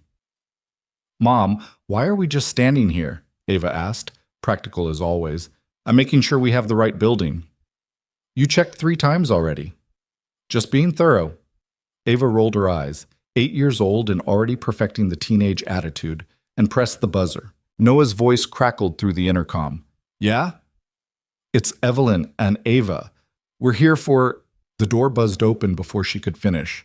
They climbed the 3 flights. The door to 3C stood open, Noah waiting in the doorway. You came. You invited us. I know, I just figured you'd bail. Evelyn felt oddly offended. I don't bail. Good to know. Noah stepped aside. Come in. The apartment looked the same, small, clean, organized. But now there were pizza boxes on the counter and a blanket fort constructed in the living room that looked structurally questionable. Lily emerged from the fort, beaming. Ava, you came. Hi, Lily. I built a fort. Want to see inside? Okay. The girls disappeared into the blanket structure, their voices immediately rising in excited conversation. Noah and Evelyn stood awkwardly in the kitchen. I brought wine, Evelyn offered, holding up the bottle. You know this is a pizza and animated movie kind of night, right? I didn't know the dress code. There isn't one. That's the point. Evelyn looked down at her casual outfit, jeans and a sweater she'd agonized over for 20 minutes, and felt ridiculous. I'm overdressed, aren't I? Little bit, but you look nice. The compliment caught her off guard. Thank you. Noah grabbed paper plates from the cabinet. Pizza's still warm if you want some. They ate standing in the kitchen like college students, which felt absurd and somehow exactly right. From the living room came the sound of the girls arguing about fort architecture. No, the pillow goes on top of the blanket, but then it falls down. That's why you use the chair to hold it. Noah smiled. They're going to destroy the place. Probably. Worth it, though. Yeah. They moved to the living room, settling on the worn couch while the girls played. The fort collapsed twice. Lily cried once. Ava helped rebuild it with the seriousness of an engineer. Eventually, they got it stable and declared victory. Can we watch the movie now? Lily asked. Sure. What are we watching? The Dragon Princess. Ava's face lit up. I love that one. Noah looked at Evelyn with an expression that said, prepare yourself. The movie was exactly what you'd expect. Bright colors, talking animals, a princess who learns the power of friendship. Evelyn had seen it approximately 400 times because it was Ava's favorite. Halfway through, both girls fell asleep in the fort, curled up together like they'd known each other forever. Noah paused the movie. The apartment fell quiet except for the sound of 2 children breathing peacefully. They're adorable, Evelyn whispered. They really are. They sat in silence for a moment, both watching the sleeping girls. This is weird, right? Noah said quietly. What? This. Us. Sitting here like normal people after everything. Evelyn considered. Yeah, kinda weird. Good weird or bad weird? I'm not sure yet. Noah smiled slightly. Fair enough. Evelyn looked around the small apartment, the worn furniture, the crayon drawings on the fridge, the blanket fort that would probably stay up for days. It was nothing like her penthouse with its marble counters and designer everything. It felt more like home than her place had in years. Can I ask you something? She said. Sure. Do you ever get scared that something will happen to Lily? That you won't be able to protect her? Noah's expression grew serious. Every single day. How do you handle it? Badly, mostly. He leaned back against the couch. I check on her at night probably 10 times. I overreact to every cough. I keep emergency contact numbers memorized, and I still wake up terrified that I'm going to lose her the way I lost Sarah. Evelyn felt her throat tighten. I do the same thing with Ava. Yeah? After Marcus died, I became obsessed with control. Like if I could just manage everything perfectly, plan for every contingency, then nothing bad would happen. She looked at her sleeping daughter. But you can't control everything, and trying just makes you crazy. So what do you do instead? I'm still figuring that out. Noah nodded slowly. Well, if you figure it out, let me know. Deal. They sat together in comfortable silence, 2 broken people who'd found themselves in the same strange place. Eventually, Evelyn checked her watch. Nearly midnight. I should get Ava home. Yeah, probably. Neither of them moved. Finally, Noah stood, offering his hand to help her up. She took it, feeling the rough calluses from years of manual labor. He didn't let go immediately. "Thank you for coming," he said quietly. "Thank you for inviting us. We should do this again sometime. I'd like that." They stood there, hands still connected, something unspoken passing between them. Then Evelyn pulled away gently and went to wake Ava. The girl stirred, confused and sleepy. "Mom? Time to go home, baby. But I want to stay with Lily. We'll come back, I promise." That seemed to satisfy her. Evelyn gathered their things while Noah gently extracted Lily from the fort and carried her to the bedroom. At the door, Evelyn paused. "Noah?" He turned. "You're a good person. I hope you know that." He looked surprised. "I'm just doing what anyone would do." "No, you're not. Most people wouldn't have found that fraud. Most people wouldn't have risked everything to expose it. Most people would have looked the other way and taken the easy money." "Most people aren't me." "Exactly." She left before he could respond, carrying sleepy Ava down 3 flights of stairs and out into the cool night air. In the car, Ava mumbled, "I like Lily."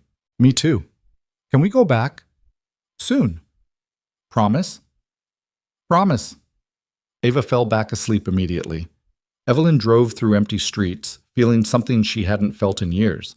Not happiness, exactly, but maybe the possibility of it, like standing at the edge of something new and terrifying and worth the risk anyway. She didn't know what came next, but for the first time in a long time, she wasn't afraid to find out. The weeks that followed developed a rhythm nobody planned but somehow fell into anyway. Ava and Lily became inseparable. Every weekend, one family would end up at the other's place. Sometimes the cramped Bronx apartment with its blanket forts and pizza nights. Sometimes Evelyn's penthouse with its floor-to-ceiling windows and kitchen bigger than Noah's entire living space. The girls didn't care about the difference. They were too busy building elaborate games involving dragons, superhero doctors, and a surprising amount of medical accuracy courtesy of their fathers' backgrounds. Noah found himself at the construction site 7 days a week, overseeing the massive rebuild. Every compromised system got ripped out and replaced. Every inspection got triple-checked. He was thorough to the point of obsession, and the construction crew had stopped complaining because even they could see the difference between cutting corners and building something that mattered. Evelyn spent her days managing the fallout. Holloway's legal team kept filing motions, each one more desperate than the last. Investors needed constant reassurance. The media cycled through interest and boredom and back again. But the project moved forward, slower than planned but solid. And somewhere in the chaos of rebuilding a construction project and fighting legal battles, 2 people who'd started as strangers were becoming something else. It happened in small moments. Noah, bringing Evelyn coffee at 6 a.m. when he knew she'd been at the site since 4, reviewing electrical plans. Evelyn making sure Lily got enrolled in the employee health program that covered her specialist appointments without Noah having to ask. The way they'd started texting about random things. Construction updates? Yes, but also Ava's report card, Lily's new obsession with volcanoes, a joke one of the workers told that was so stupid it was actually funny.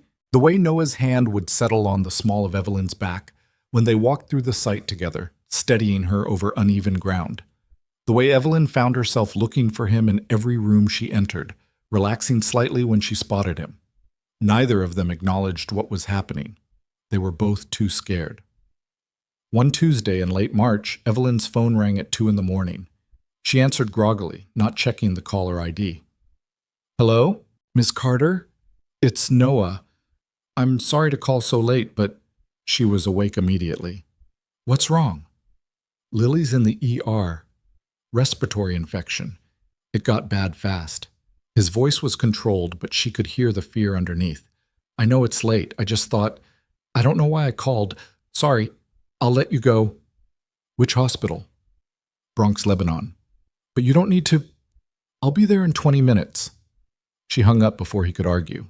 Evelyn threw on jeans and a sweater, checked on Ava sleeping peacefully in her room, then called her mother. "Do you have any idea what time it is?" Margaret's voice was sharp with worry. "I need you to come stay with Ava. Emergency." "What happened?" "Nothing with Ava. A friend needs help." A pause.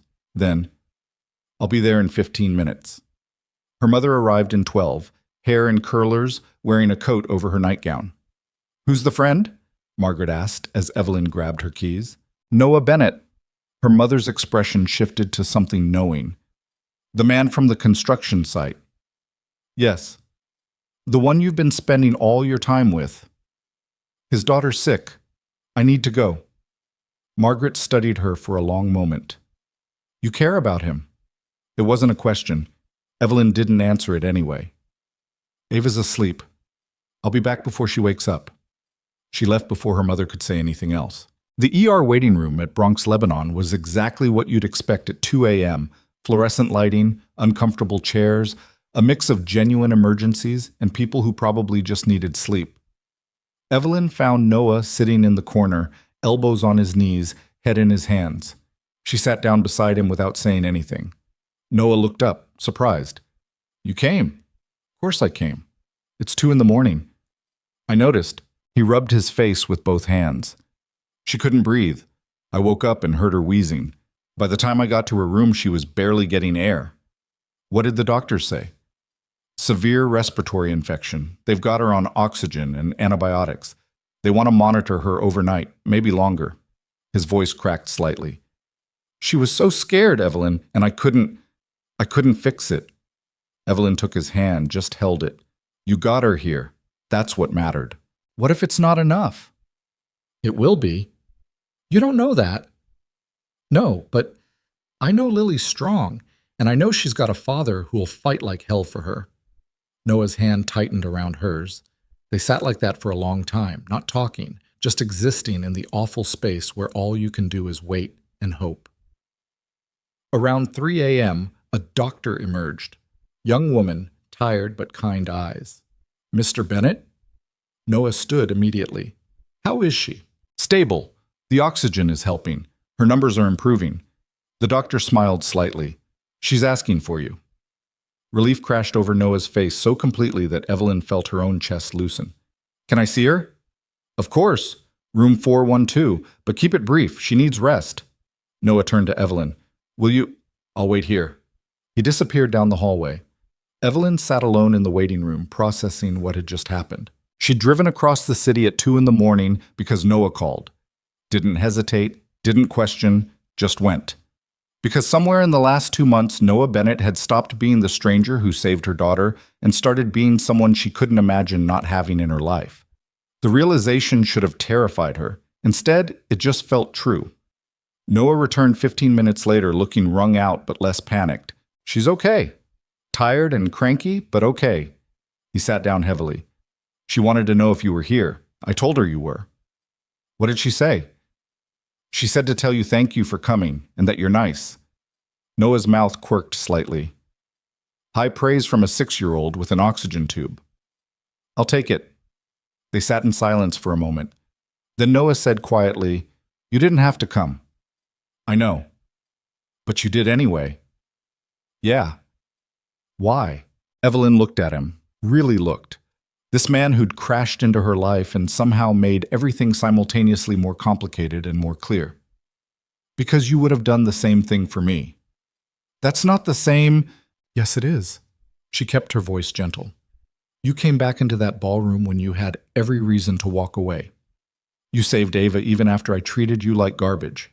You've been helping me rebuild this project when you could have taken an easier job somewhere else. So yeah, when you called at 2 a.m. because your daughter was sick, I came, because that's what people do when they care about each other." The last words hung in the air between them. Noah stared at her. "Evelyn, you should go home, get some sleep. I'll stay here in case the hospital needs anything." "You don't have to." "I want to." Noah opened his mouth like he wanted to argue, then closed it. "Thank you." "You're welcome." He left reluctantly, promising to be back first thing in the morning. Evelyn stayed in the uncomfortable waiting room chair watching the night slowly give way to gray dawn through the windows. Her phone buzzed, text from her mother.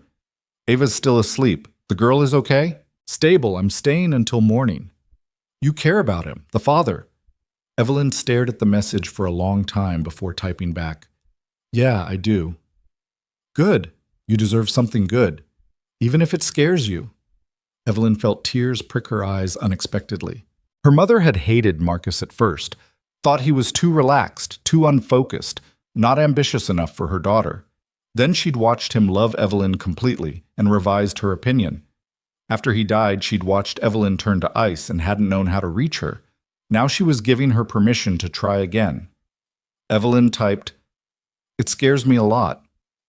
Everything worth having does. Lily got discharged 2 days later with strict instructions about rest, medication, and follow-up appointments. Noah brought her home to the apartment and immediately went into full protective mode, checking her breathing every hour, monitoring her temperature, hovering anxiously until Lily finally told him to stop being weird. "I'm fine, Daddy." "I know. I just want to make sure." "You're doing the worried face again." Noah tried to adjust his expression, failed completely. Lily giggled, which turned into a small cough, which made Noah tense all over again. "Daddy, stop." "Right, sorry." That evening, Evelyn showed up with Ava, carrying containers of soup her mother had made. "Margaret Carter's famous chicken soup," Evelyn explained. "Apparently it cures everything from colds to broken hearts." Her words, not mine. Noah accepted the containers gratefully. "Tell her thank you. Tell her yourself, she's probably going to start showing up uninvited soon. Fair warning." They settled in the living room, Lily and Ava on the couch watching a movie, Noah and Evelyn in the kitchen pretending to organize soup while actually just standing close together. "How's she really doing?" Evelyn asked quietly. "Better. The antibiotics are working. Her breathing's almost normal." Noah leaned against the counter. "But it scared the hell out of me." "I know. I keep thinking about what would have happened if I hadn't woken up. If I'd slept through it and she'd just—" He stopped, unable to finish the sentence. Evelyn touched his arm. "But you did wake up, and she's fine. This time." "You can't live in the what-ifs, Noah. Trust me, I've tried. It just makes you crazy." He looked at her with something raw in his expression. "How do you do it? How do you not spend every second terrified something will happen to Ava?" "I do spend every second terrified. I just got better at hiding it." She paused. "And then I met someone who reminded me that I don't have to hide everything all the time." Noah held her gaze. "Yeah?" "Yeah." The moment stretched between them, heavy with things neither was saying. From the living room, Ava called out, "Mom, can we have popcorn?"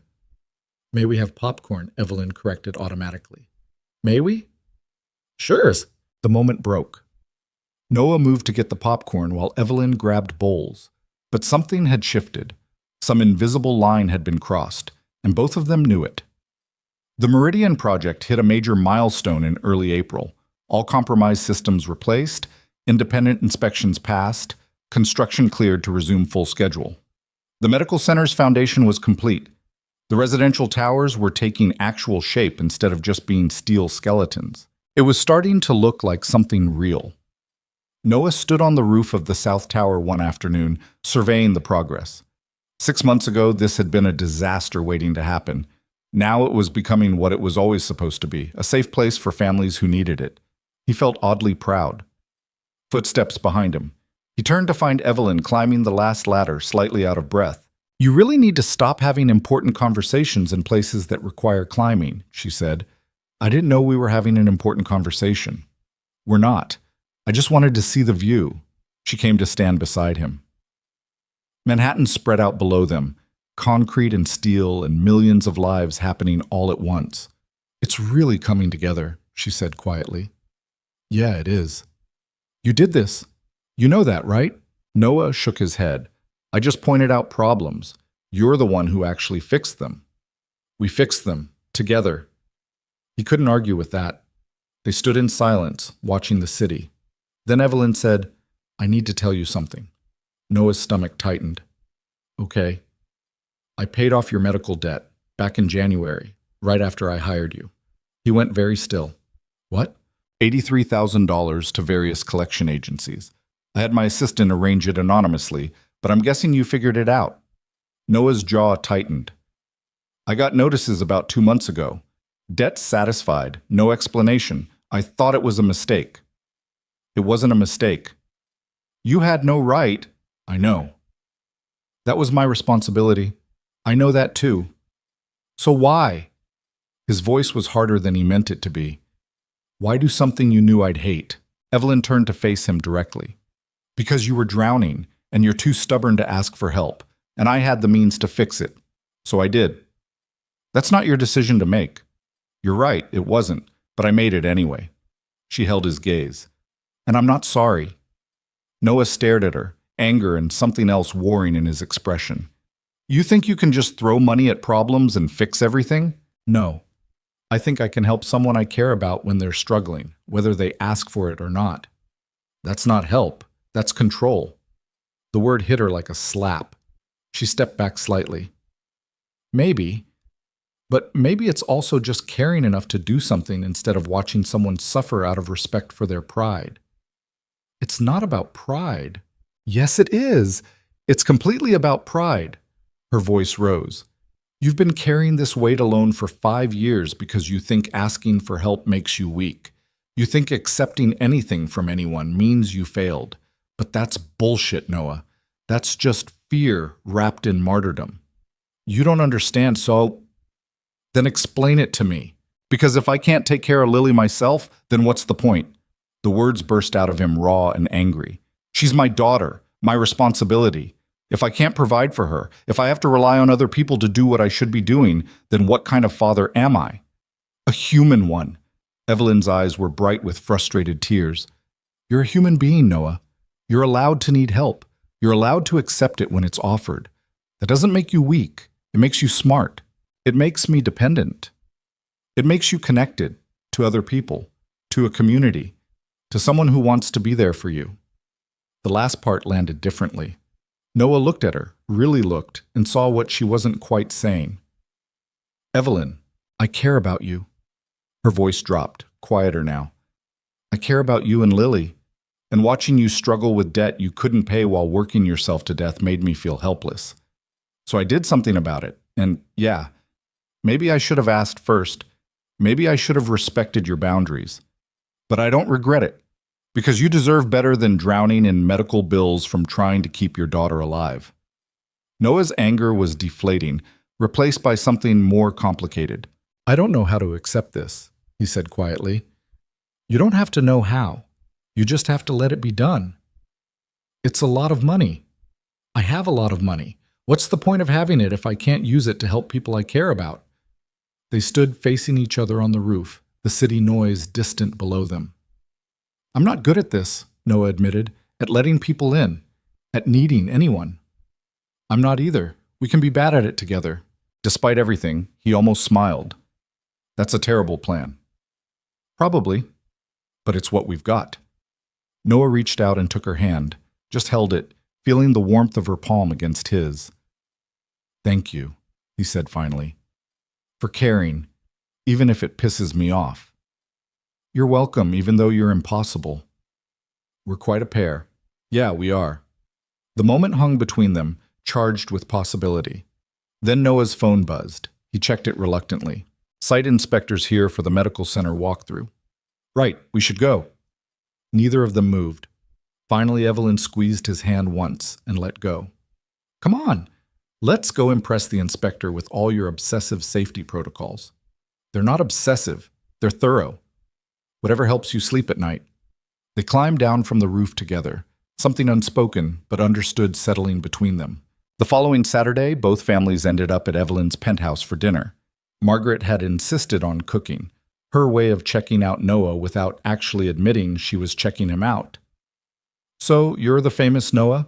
Margaret said, shaking his hand with a grip that made it clear she was evaluating him. I don't know about famous, ma'am. Don't ma'am me. I'm Margaret, and you saved my granddaughter's life, which means you've passed the first test. There are more tests? Several, but I'll space them out so you don't panic. Ava and Lily were already in Ava's room, probably destroying it with whatever elaborate game they'd invented this week. Dinner was surprisingly easy. Margaret asked Noah about his military service without being invasive.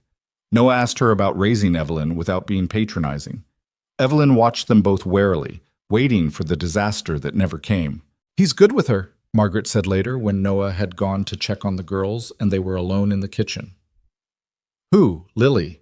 Both of them, Lily and Ava. He's patient, present, pays attention. She dried a wine glass carefully. That's rare. I know. You're falling for him. It wasn't a question. Evelyn didn't deny it. I don't know what I'm doing, Mom. Nobody does. That's the whole point. Marcus died 4 years ago. I swore I'd never... Her voice caught. I can't lose someone again. Margaret set down the glass and turned to face her daughter. Sweetheart, you don't get guarantees, you don't get promises that nothing bad will ever happen. All you get is right now, and right now you have a man who clearly cares about you, and a daughter who lights up when he's around, and a chance to let yourself be happy again. She paused. Don't throw that away because you're scared. Fear is easy. Living is hard. Before Evelyn could respond, Noah returned with both girls in tow. They want to show you something, he said, looking amused and slightly concerned. Ava and Lily stood holding a large poster board covered in drawings and glitter. We made a family tree, Lily announced proudly. Evelyn's heart stopped. The poster showed 2 separate trees that merged in the middle. One side had Evelyn, Ava, and Margaret. The other had Noah and Lily. And in the center, connecting them, the girls had drawn themselves holding hands with the words, Best Friends Forever, in shaky letters. See? Ava pointed. We're all connected now. Margaret made a small sound that might have been a sob or a laugh. Noah looked like he'd been hit by a truck. Evelyn couldn't speak at all. Do you like it? Lily asked anxiously. Evelyn knelt down to the girl's level. I love it. It's perfect. Can we hang it up? Absolutely. They spent the next 10 minutes finding the perfect spot, the hallway between the living room and kitchen where everyone would see it. After the girls ran off to play again, Margaret excused herself to freshen up, leaving Noah and Evelyn alone staring at the family tree. That was unexpected, Noah said quietly. Yeah, they really love each other. They do. Evelyn, he turned to face her. We need to talk about what this is. Her heart raced. What is? This, us. Whatever we're doing. We're not doing anything. Yes, we are. His voice was gentle but firm. We've been dancing around it for months, but those girls just drew us as one family. And if we're going to keep doing this, dinners and sleepovers and being in each other's lives, we need to be honest about what it means. Evelyn's chest tightened. I don't know if I can do this, Noah. Do what?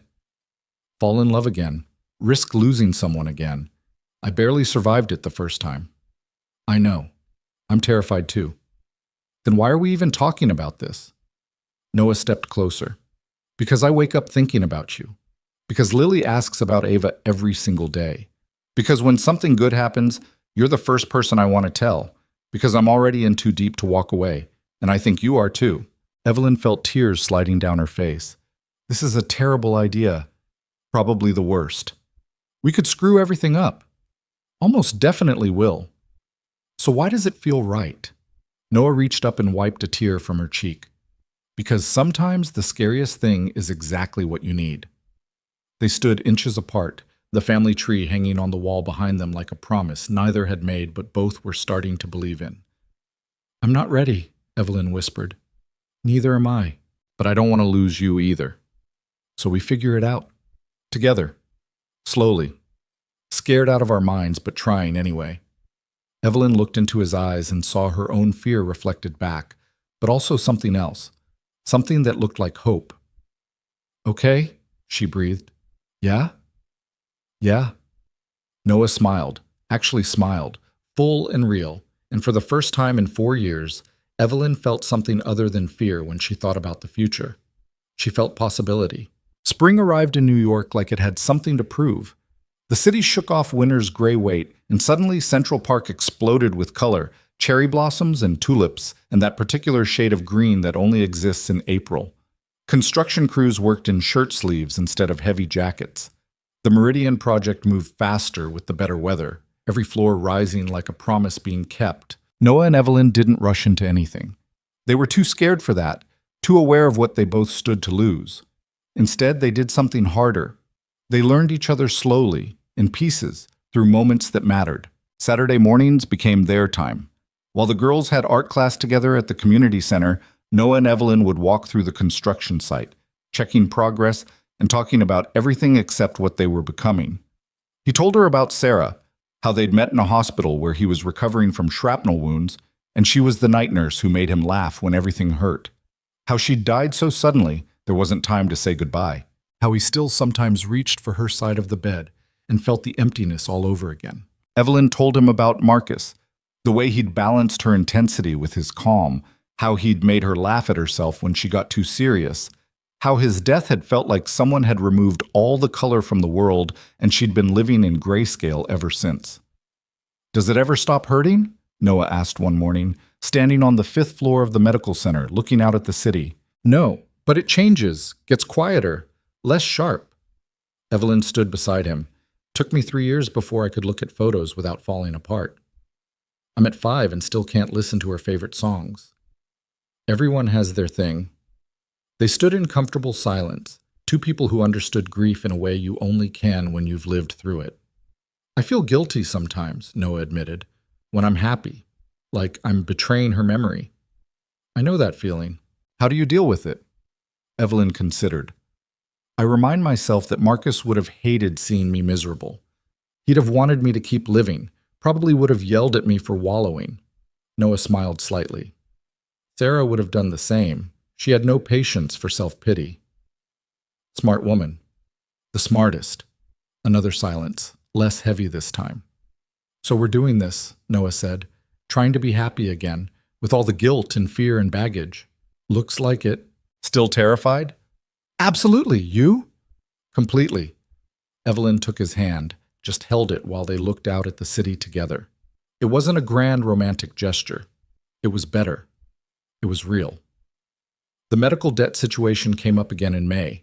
Noah had been wrestling with it privately for months, too proud to bring it up, but too honest to pretend it hadn't happened. Finally, one evening at Evelyn's place, while the girls played in Ava's room, he cornered her. "We need to talk about the money." Evelyn set down her wine glass. "Okay. I can't pay you back. Not all at once, anyway, but I want to set up payments." "No." "Evelyn, it was a gift, Noah. I don't want it back." His jaw tightened. "That's not how this works." "Why not?" "Because your pride won't let you accept help?" "Because accepting that much money without paying it back makes me feel like—" He stopped, struggling with the words. "Like what?" "Like a charity case. Like I'm using you." Evelyn stood and moved to stand directly in front of him. "Look at me. Do you care about me?" "You know I do." "Do you care about the money? Is that why you're here?" "Of course not." "Then stop making this about pride and make it about reality. The reality is, I had money I didn't need. You had debt that was crushing you. I fixed a problem because I could. That's it. That's the whole story." "It's not that simple." "Yes, it is. You're the one making it complicated." Her voice softened. "Noah, I'm not keeping score. I'm not holding this over you. I just wanted you to be able to breathe, to not wake up every morning drowning in bills you couldn't pay while trying to keep Lily alive. Let me have that. Let me have done something good." Noah stared at her, the fight draining out of him. "You make it sound so reasonable." "That's because it is reasonable. You're just stubborn." "Pot, kettle." "Fair point." He pulled her into his arms, holding her tight. "Thank you for everything, for being patient with my stupid pride." "Your pride isn't stupid. It's just inconvenient." "I'll work on that." "Don't work too hard. I kind of like you difficult." He kissed the top of her head, something he'd started doing without thinking about it. "You're impossible." "So I've been told." From Ava's room came a crash, followed by Lily's voice. "It's okay. Nothing broke." Evelyn pulled back with a sigh. "I should check on that." "Probably." But neither of them moved for another moment, just standing in the kitchen holding each other while chaos erupted 20 feet away. This, Evelyn thought, was what happiness felt like now. Not perfect, not uncomplicated, just real and messy and worth it. The Meridian project reached substantial completion in June. All residential units finished. Medical center operational. Safety systems tested and retested until even Noah couldn't find anything else to check. The building stood proud against the Queen's skyline, 12 stories of hope for families who needed it. The opening ceremony was scheduled for the first Saturday of July. A low-key event. No champagne fountains or ice sculptures. Just the people who'd built it, the families who'd live in it, and the knowledge that something good had been created from something that almost went horribly wrong. Evelyn stood in the main lobby the night before the opening, doing a final walkthrough. The space glowed with warm lighting, deliberate choice, making it feel welcoming instead of institutional. Children's artwork covered one wall. The reception desk was low enough that kids could see over it. Everything designed with intention and care. Noah found her standing in the medical center atrium, looking up at the skylight that flooded the space with natural light. "You did it," he said quietly. "We did it. Mostly you. I just complained about safety violations. You saved this project. If you hadn't found that fraud, this place would have been a disaster waiting to happen." Noah moved to stand beside her. "And if you hadn't had the guts to shut it down and rebuild it, we'd be reading about building failures in the news." He paused. "We make a good team." "Yeah, we do." They stood together in the empty atrium, the evening light painting everything gold. "I'm proud of this," Evelyn admitted. "For the first time in years, I built something I'm actually proud of. Not because it made money, because it matters. It does matter. This place is going to change lives. Because of you. Because you wouldn't let me take the easy way out." Noah took her hand. "Because of both of us. And because sometimes doing the right thing actually works." Evelyn leaned into him, letting herself feel the satisfaction of completion. "What happens now?" "Now we open this place, help families move in. Make sure everything runs smoothly." "I meant with us." Noah's arm tightened around her shoulders. "What do you want to happen?" Evelyn had been asking herself that question for months, and somewhere between the construction site walkthroughs and the Saturday morning conversations and the dinners with their daughters laughing in the next room, she'd found her answer. "I want to stop being scared. I want to try, really try." Noah turned to face her fully. "You sure?" "No, but I'm sure I want to try anyway." He smiled, the real smile that made him look younger, less tired, more like the person he'd been before life got hard. "That's good enough for me." He kissed her, soft and careful and full of promise. When they pulled apart, Evelyn rested her forehead against his. "The girls are going to lose their minds. They drew that family tree 3 months ago. I think they've been waiting for us to catch up. Smart kids. The smartest." They stood in the golden light of the atrium, two broken people who'd somehow found their way back to whole. The opening ceremony was everything it should have been. Simple, genuine, meaningful. Families toured their new apartments. Kids explored the medical center with wide eyes. Rebecca Linden gave a short speech about community and hope that made half the audience cry. The mayor showed up for photos, clearly trying to distance himself from the Holloway scandal. Evelyn avoided most of the spotlight. This wasn't about her. This was about the 70 families who now had safe, affordable housing and access to medical care for their children. Noah stood with Lily in the crowd, watching the ribbon cutting. Lily wore her favorite dress, purple with sparkles, and held Ava's hand like they'd been sisters forever. "Daddy, our building is famous now," Lily said proudly. "It's not our building, Lil. We just helped build it." "But you made sure it was safe. Ms. Carter said so." "Ms. Carter talks too much." Evelyn appeared beside them, having escaped the reception line. "Ms. Carter can hear you." Lily giggled. "Are you going to marry my daddy?" Both adults froze. "Lily," Noah started, "because Ava said you should. And I think so too. Then we'd all live together and be a real family." Evelyn knelt down to Lily's level, acutely aware that half the crowd was now watching this conversation. "Your daddy and I are still figuring things out, sweetie. But you like him, right? Very much. And he likes you. A lot. He smiles when you text." Noah looked mortified. "Lily, we talked about this. You said not to ask in front of people. These are all friends, so it doesn't count." Ava chimed in helpfully. "My mom smiles when he texts too. And she never smiles at her phone." Evelyn shot her daughter a look. "Thank you for that contribution." "You're welcome." Margaret appeared, clearly enjoying the spectacle. Out of the mouths of babes. Mom not helping. Wasn't trying to help. Was trying to enjoy watching you squirm. Noah took Evelyn's hand and pulled her to her feet. "Come on. Let's go see the rooftop garden before these two plan the whole wedding." "There's going to be a wedding?" Lily's shriek echoed through the lobby. "Figure of speech," Noah called back, already pulling Evelyn toward the elevator. They escaped to the roof, leaving the chaos behind. The rooftop garden was Noah's idea. A quiet space overlooking the city where families could sit and breathe and remember they were human beings, not just people with medical bills and housing struggles. Small trees and large planters, benches scattered around, a children's play area with soft surfaces and accessible equipment. It was peaceful up here. The city noise distant, the sky impossibly blue. We created a monster, Noah said. 2 monsters, working together. Evelyn laughed. They're not subtle. Not even a little bit. You okay with that? With them pushing this? Noah leaned against the railing, looking out at Queens stretching toward the horizon. I'm okay with it.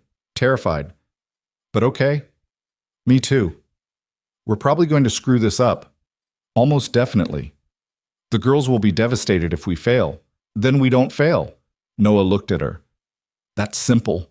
Nothing about this is simple, but we already survived the worst things life can throw at people. We know what loss looks like. We know how to grieve. We know how to keep going when everything falls apart. Evelyn moved to stand beside him. So yeah, maybe we screw this up. Maybe it doesn't work. But maybe, just maybe, we've already been through enough hard things that we know how to fight for the good ones. Noah was quiet for a long moment. Then, I love you. I need to say that out loud. I love you and it scares me, and I'm saying it anyway. Evelyn felt tears prick her eyes. I love you too, and it terrifies me. But I'm done letting fear make my decisions. He pulled her close, and she went willingly, wrapping her arms around him and holding on. Below them, the city moved and breathed. Inside the building, families were starting their new lives. And on this roof, 2 people who'd started as strangers were choosing each other, despite every reason not to. So we're doing this, Noah said into her hair. We're doing this. All in, both of us. Scared out of our minds, but trying anyway. That's the deal. Okay then. Okay. They stood together as the afternoon sun painted everything gold, and for the first time in years, neither of them was looking backward. They were looking forward, together. 6 months later, on a freezing December morning, Noah moved into Evelyn's penthouse. It wasn't a grand romantic gesture. It was practical. His lease was up. Lily needed to be closer to her new school, and they were spending every night together anyway, so maintaining 2 apartments was just stubborn. But watching Noah carry boxes through the door while Lily and Ava argued about which room would be whose felt significant in a way that went beyond logistics. The girls want to share, Noah said, setting down a box marked kitchen. They've been planning it for weeks, apparently. Ava's room is bigger. They can take that one. You sure? They're going to end up in there every night anyway. Might as well make it official. The girls ran past carrying armfuls of stuffed animals, already making themselves at home. Margaret showed up an hour later with coffee and pastries and her opinion on furniture arrangement. The couch goes under the window, she declared. Better light. The couch is fine where it is, Evelyn countered. It's dark in that corner. It's not dark. It's atmospheric. Noah wisely stayed out of it, focusing on unpacking kitchen boxes. By evening, the apartment looked like a bomb had hit it. Boxes everywhere, furniture half arranged, children's toys already spreading like a colony. It was chaotic and messy, and absolutely nothing like Evelyn's previous life of perfect minimalist order. She loved it. They ordered pizza because nobody had energy to cook, ate sitting on the floor because the dining table was covered in unpacking debris. The girls fell asleep mid-movie, exhausted from the excitement. Noah and Evelyn carried them to bed, their bed now, the room they'd share, then returned to the disaster zone that was the living room. This is insane, Evelyn said, looking around at the chaos. Completely. I had everything perfectly organized before you. I know. My life made sense. Boring, but sense. She threw a pillow at him. He caught it easily, grinning. You want me to leave? He asked, not meaning it. Try it and I'll hunt you down. Scary and possessive. I like it.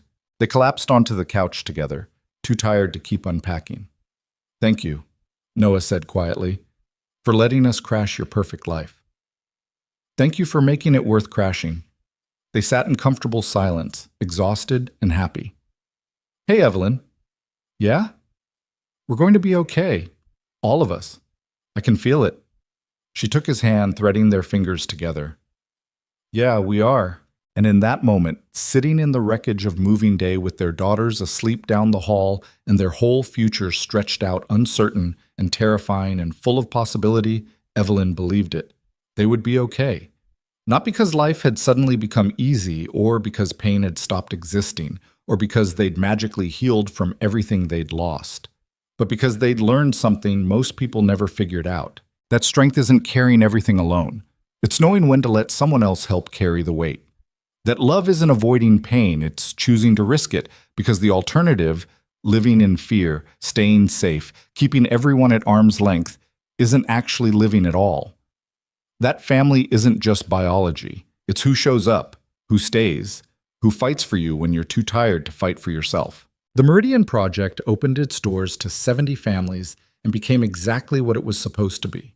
A place where people didn't have to choose between rent and medical care, where children could be children instead of patients, where community meant something more than just living in proximity. Noah continued overseeing safety operations, expanding the role to include other Carter development projects.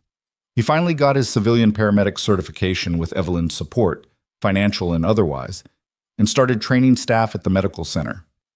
Evelyn learned to leave work at work sometimes, to be present for dinner, to build blanket forts and play dragons, and remember that the most important projects weren't the ones that made money. Ava's heart condition stabilized with proper medication management.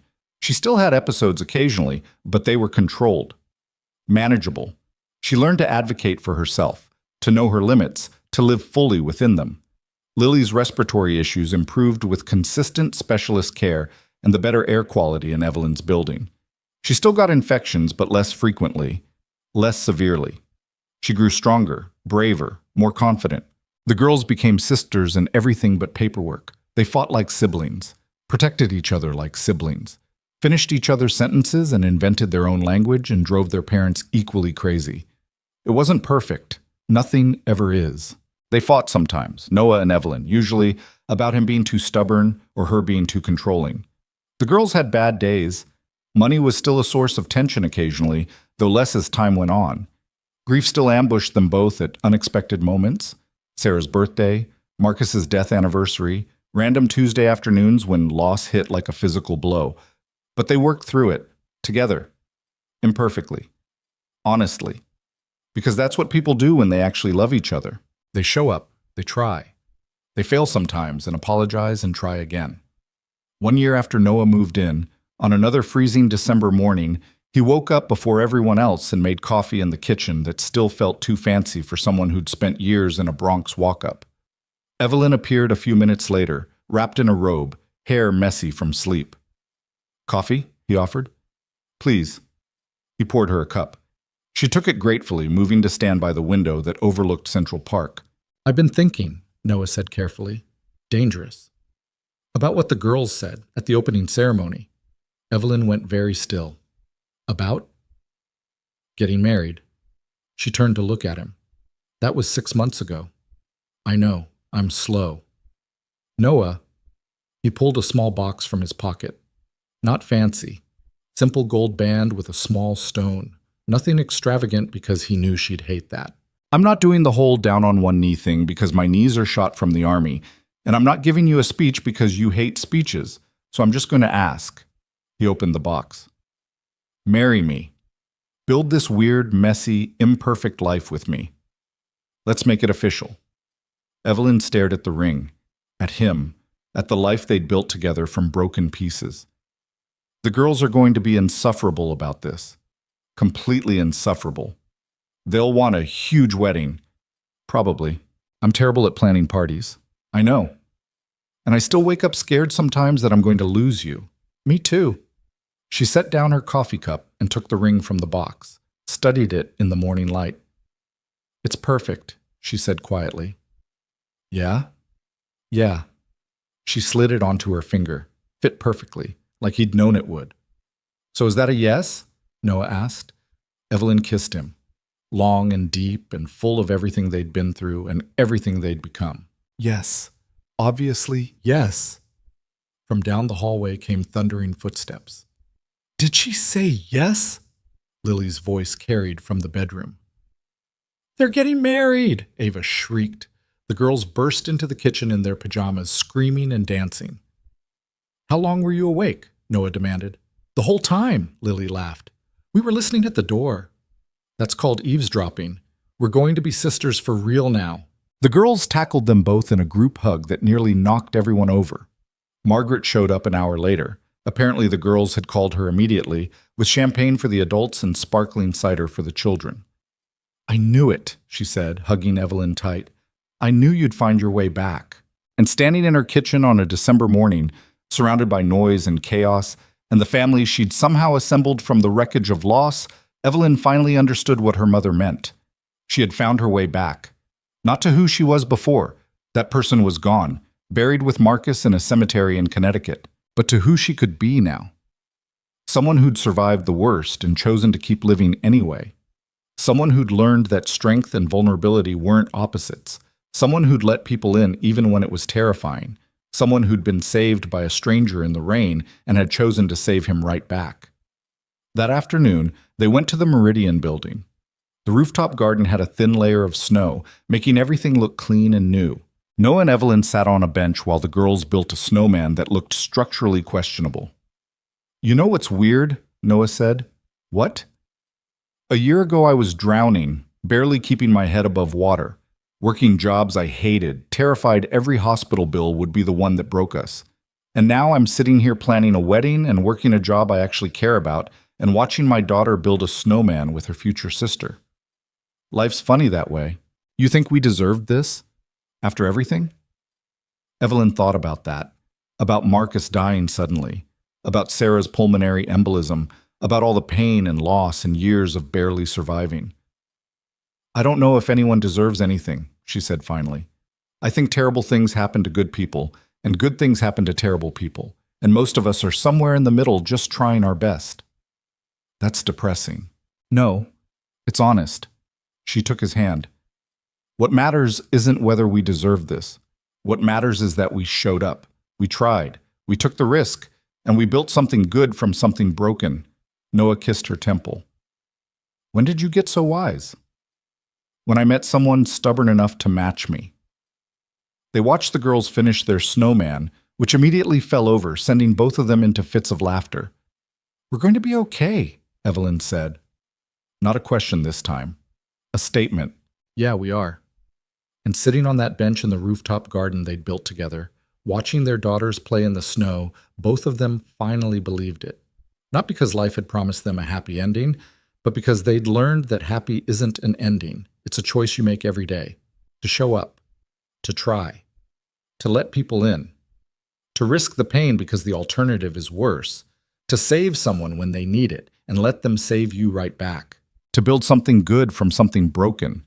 To choose love even when it's terrifying, especially when it's terrifying, because that's what makes it worth everything. The snow kept falling, soft and quiet, covering the city in white. And on a rooftop in Queens, 4 people who'd once been strangers became a family. Not perfectly, not easily, but completely. And that was enough, more than enough. It was everything.